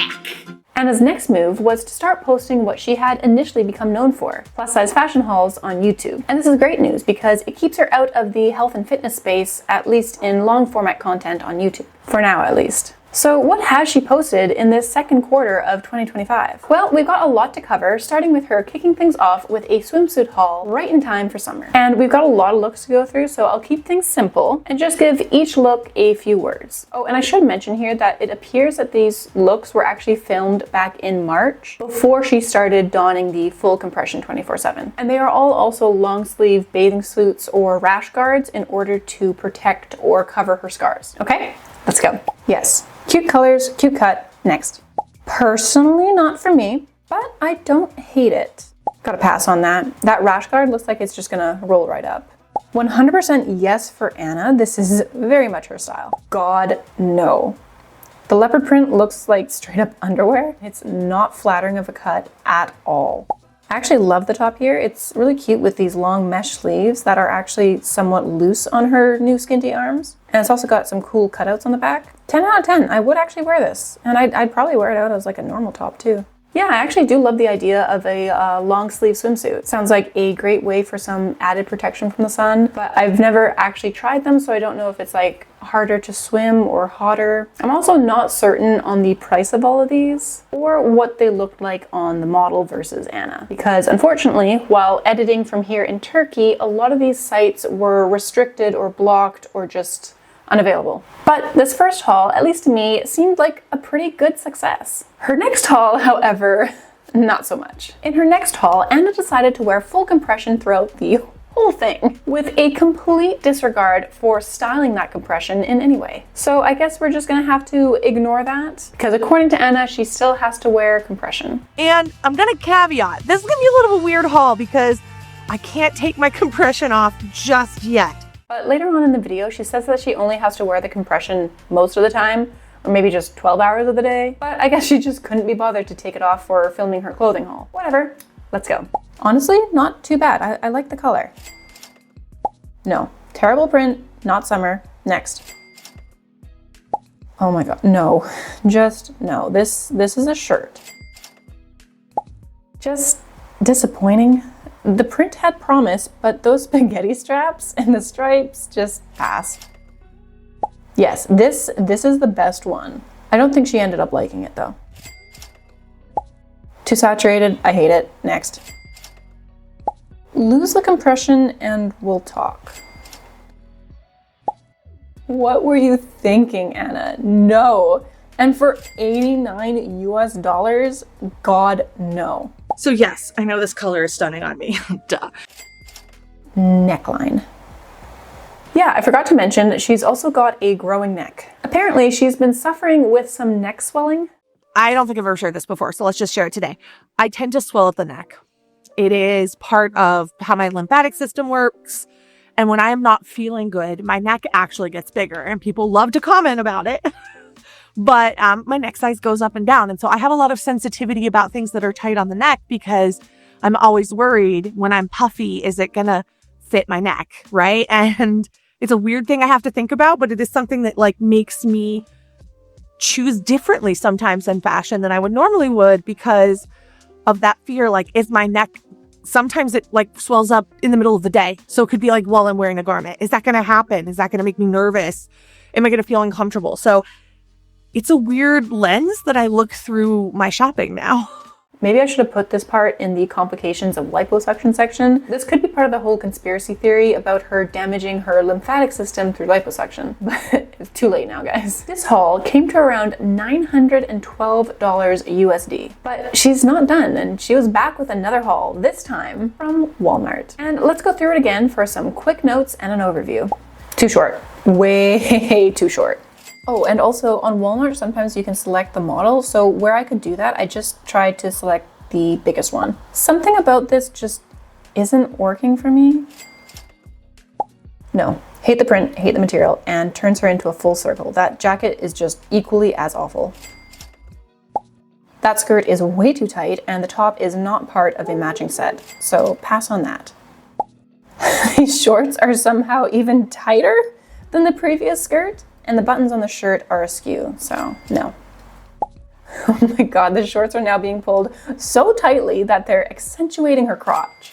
And the top is just meh. She's supposed to be a fashion influencer. Get a goddamn steamer. Violet, you're turning violet, Violet. I don't know how many people she's influencing to click her links, but at least this haul was a little bit easier on the wallet. This time I totaled it out to only about 270 USD, but keep in mind that the prices on Walmart change a lot and there's often various sales going on, so who knows what it was at the time she purchased this. After this, Anna finished off Q2 with one last clothing haul, this time from Amazon, showcasing summer sets. At first, I was thinking this was a win, but then I saw what it's supposed to look like on the model and it turned into a no. Weird fitting neckline and clearly see-through shorts. Pass. No. First off, get your hands out your pants. Second, the shorts are way too tight, especially when looking at the model, but the colors are nice though. This is a prison jumpsuit. Yes. Surprisingly, yes, tight, but I actually kind of like it. Okay, this one I can see the appeal, and it looks like maybe it has decent quality, but not for me personally. This time, at least for me, all of the links went to products that are either no longer available or don't have their prices listed. So I unfortunately couldn't total it up, and for a lot of them I couldn't even find the model. But she did have a few sets that weren't too bad. I just wonder how her commission can work on things like this, because if someone clicks her link now, they'll find nothing and she'll make no commission. And that video is only sitting at like 18,000 views right now. So I guess it's a good thing that she still has sponsors. Anyway, during these hauls, we also had a few interesting comments from Anna regarding her changing body. Also really love how high-waisted these are. So this is really good for like water aerobics and being more active in the water because it's just going to give me more support in the stomach region. And because I do have some loose skin there, that's like really important, way more important than it's been other years. We have yet to see any loose skin on Anna. She has been wearing full compression though, so we haven't been able to see much. So I am willing to reserve my judgment on this one. However, Anna also claims that her body is changing and changing rapidly. Let me know what you want to see in my next haul. I'm really open to do anything because honestly, my body is changing really fast right now. I bought this dress, I want to say like 2 weeks ago, and I put it on today and I was like, oh, it's gonna be so cute. And it's already a little too big. Again, I have yet to see any change, other than in her arms, which literally had chunks removed from them. But to Anna, she's seeing lots of changes, proven by these new clothes that she's buying in sizes that are suddenly too big on her quickly shrinking body. It fits, it looks good, but if I lose any more weight, it is not going to stay up. There's not a lot of tension on the elastic. So I am mentally thinking whether I should change it for the other size or not. I'm not like focused on my body changing, but it is changing. Like I'm not going to apologize for that. And it's not like something I'm proud of. It's just a fact, right? Skirt is again a little bit big. You can even see here, it's like falling away from my waist. There is a tie, you can tie it tighter, but it's just not enough. We will often see Anna squeezing into the absolute smallest size that she's able to put on her body in order to claim that she's a 2X or a 3X or even a size 24 or whatever it was. This, however, is way different and super loose on her waist. Probably more to do with the fact that she has absolutely no idea where her waist actually is. I had this belt for 2 years and it's never fit me until today. Today it fit. But that's besides the point, because this small win of having a skirt that isn't saran wrapped around her waist was short-lived. This skirt is a 3, and it's a little tight in the hips and thigh. I would actually like it to be a bit bigger. I don't know. I ordered a size up from what I am normally wearing now. Actually, almost 2 sizes up, and they were still too small. So this didn't make me feel good about myself. I know sizes don't matter, but sometimes it's like, it feels uncomfortable when you see a number you haven't seen in a while on a pair of pants and then they don't fit. I've made some videos on this, but it is one of the dumbest things to tie your worth or any sense of self to a size. Anna says that she knows that this is like a dumb way to think about it, but her comments here are clearly showing that she still deeply cares about the number on a tag, even though we know that vanity sizing is a thing, and she's not going to be the same size in every brand. So we're never going to know, is Anna a 2X? Is Anna a 3X? Is she a size 24 or whatever it was she claimed? Well, according to Anna, because vanity sizing still works on her, she's whatever size is the absolute smallest that she can squeeze into, even if that's a medium. A little bit of a problem. I ordered this sweatshirt with this amazing fringe from the Gap in a size XL. Did I get an XL? No, I did not. I got a medium. Feeling delusional today. Let's try it on.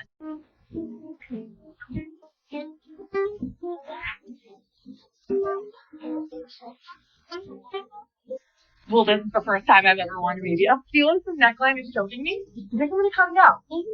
No. Okay, this is the final result. I'm obsessed.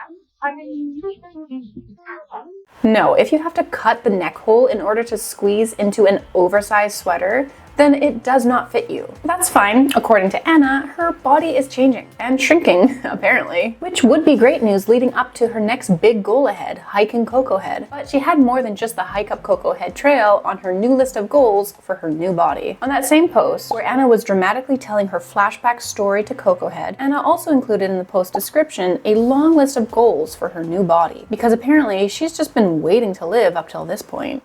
I have been waiting an entire year to like live, and I've had to live this half life for like 12 months, and so now I get to just go be me, but like better. I have no regrets about doing it, but I am ready. I'm ready to close this chapter and get to live.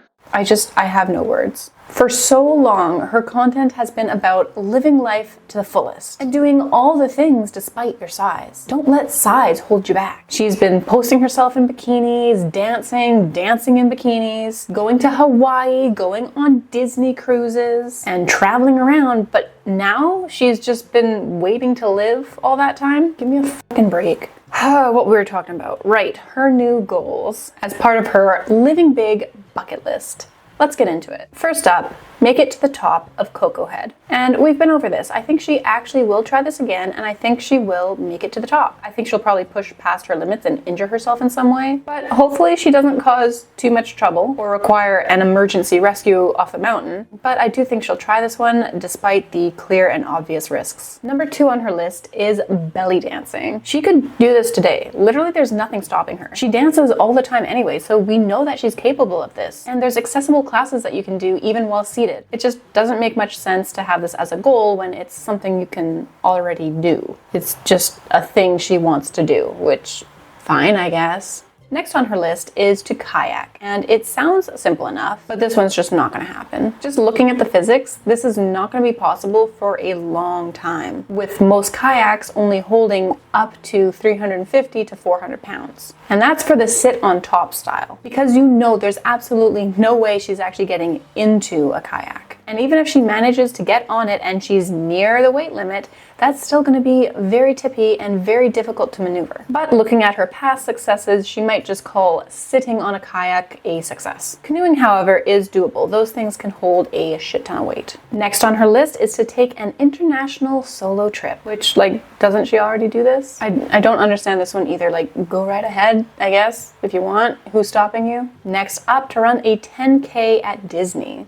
Disney and running, don't care. Okay, next. Number 6 is to visit every national park. And Anna is currently making her way through a few of the national parks. And we're gonna have to leave those to the next video because it is already getting really long. But for context, there are 63 national parks in the US, with several of those parks being located in Alaska, including the gates to the Arctic, which aren't even accessible by any road. So I think she'll get a good dozen or so of the parks in, but she's really just set herself up for failure here by not doing any amount of research before she just set out on this goal. Next up is to sew her own outfit. And I thought she had done this one already, but maybe she just tie-dyed or half-assed her way through it, or just cut up a sweater, I guess. Does that count? I don't know. Maybe she just put this one on her list so she'd have some easy ones to check off. Next up, she wants to go camping. Maybe I could see her doing glamping, but there is no way that Anna is going to spend any time in a tent. And considering possible hygiene struggles, this could be a disaster. Next is to try Pilates, with try being the key word there. No need for any sort of success or consistency there, so this is another for sure win. Next up is to take a cooking class, and this could be good for her. But again, not really a goal. This is just something she wants to do. Fine, go ahead. Number 11 is to learn how to line dance, which, yes, please. She also wants to learn how to surf, and just like the kayaking troubles, this one is probably not going to be possible. But maybe she can try belly surfing? I don't know. Next on her list is to try an aerial acrobat class. And you know what?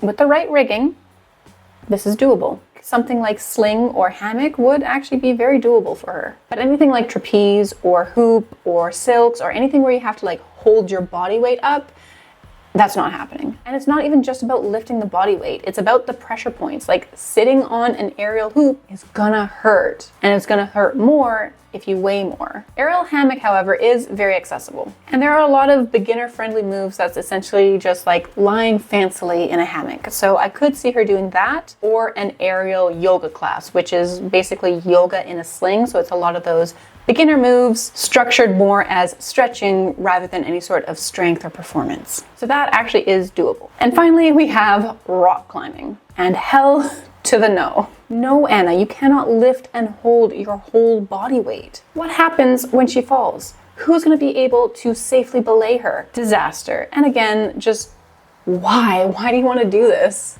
And shortly after that, she added a few more to her growing list, starting with being able to do the splits. Which, sure, that sounds great for her Ehlers-Danlos syndrome. She also wants to learn how to snowboard or ski. Falls are inevitable and very dangerous at her weight. Not to mention, I don't know what the weight limits are, but I do know that your ski length increases as your weight and height increases. So I don't know how long her skis are going to need to be, or if that's even possible. She also wants to be able to do a headstand or handstand. Again, just why? And finally, zipline, which I think she might again have trouble finding a place that is accessible at her weight. And beyond that, the harness, not just the size, but like we were talking about with the pressure points, that's going to become very uncomfortable very quickly. And she finishes off the post by saying, "Life is good." That's the end of her list for now, but I'm sure that she's going to want to add on to it, especially given that she's already added on more, like learning to play pickleball and being able to hold her foot in a quad stretch. She's all about making new goals, but not too concerned about following up on them. In any case, it looks like we have a lot to look forward to in Anna's future and her new body. And I might get some pushback on this, but I think we actually might see a redemption arc coming up, because Anna is now at Skyterra, essentially a fat camp, and likely also taking a GLP-1 medication, and considering that now she has the motivation to prove her haters wrong and prove to them that the liposuctions were necessary. So we either get the redemption arc and she loses weight and the liposuctions were successful, or the lipedema comes back, just as Anna warned it might do. And well, it's just bad genetics. So either way, Anna wins. But either way, I'll be here, I'll be watching and waiting from the sidelines. Until then, make sure to subscribe so you don't miss out on the next Anna update, where we're going to go over all of her travels around the great US of A, and hopefully we'll have some more updates and footage from this Skyterra fat camp situation. And also don't forget to check out my memberships if you're interested in seeing more up close and personal vloggy type videos from me, as well as some deep dives into girl world literature. I think I might also watch the Foodie Beauty Cuba Rage.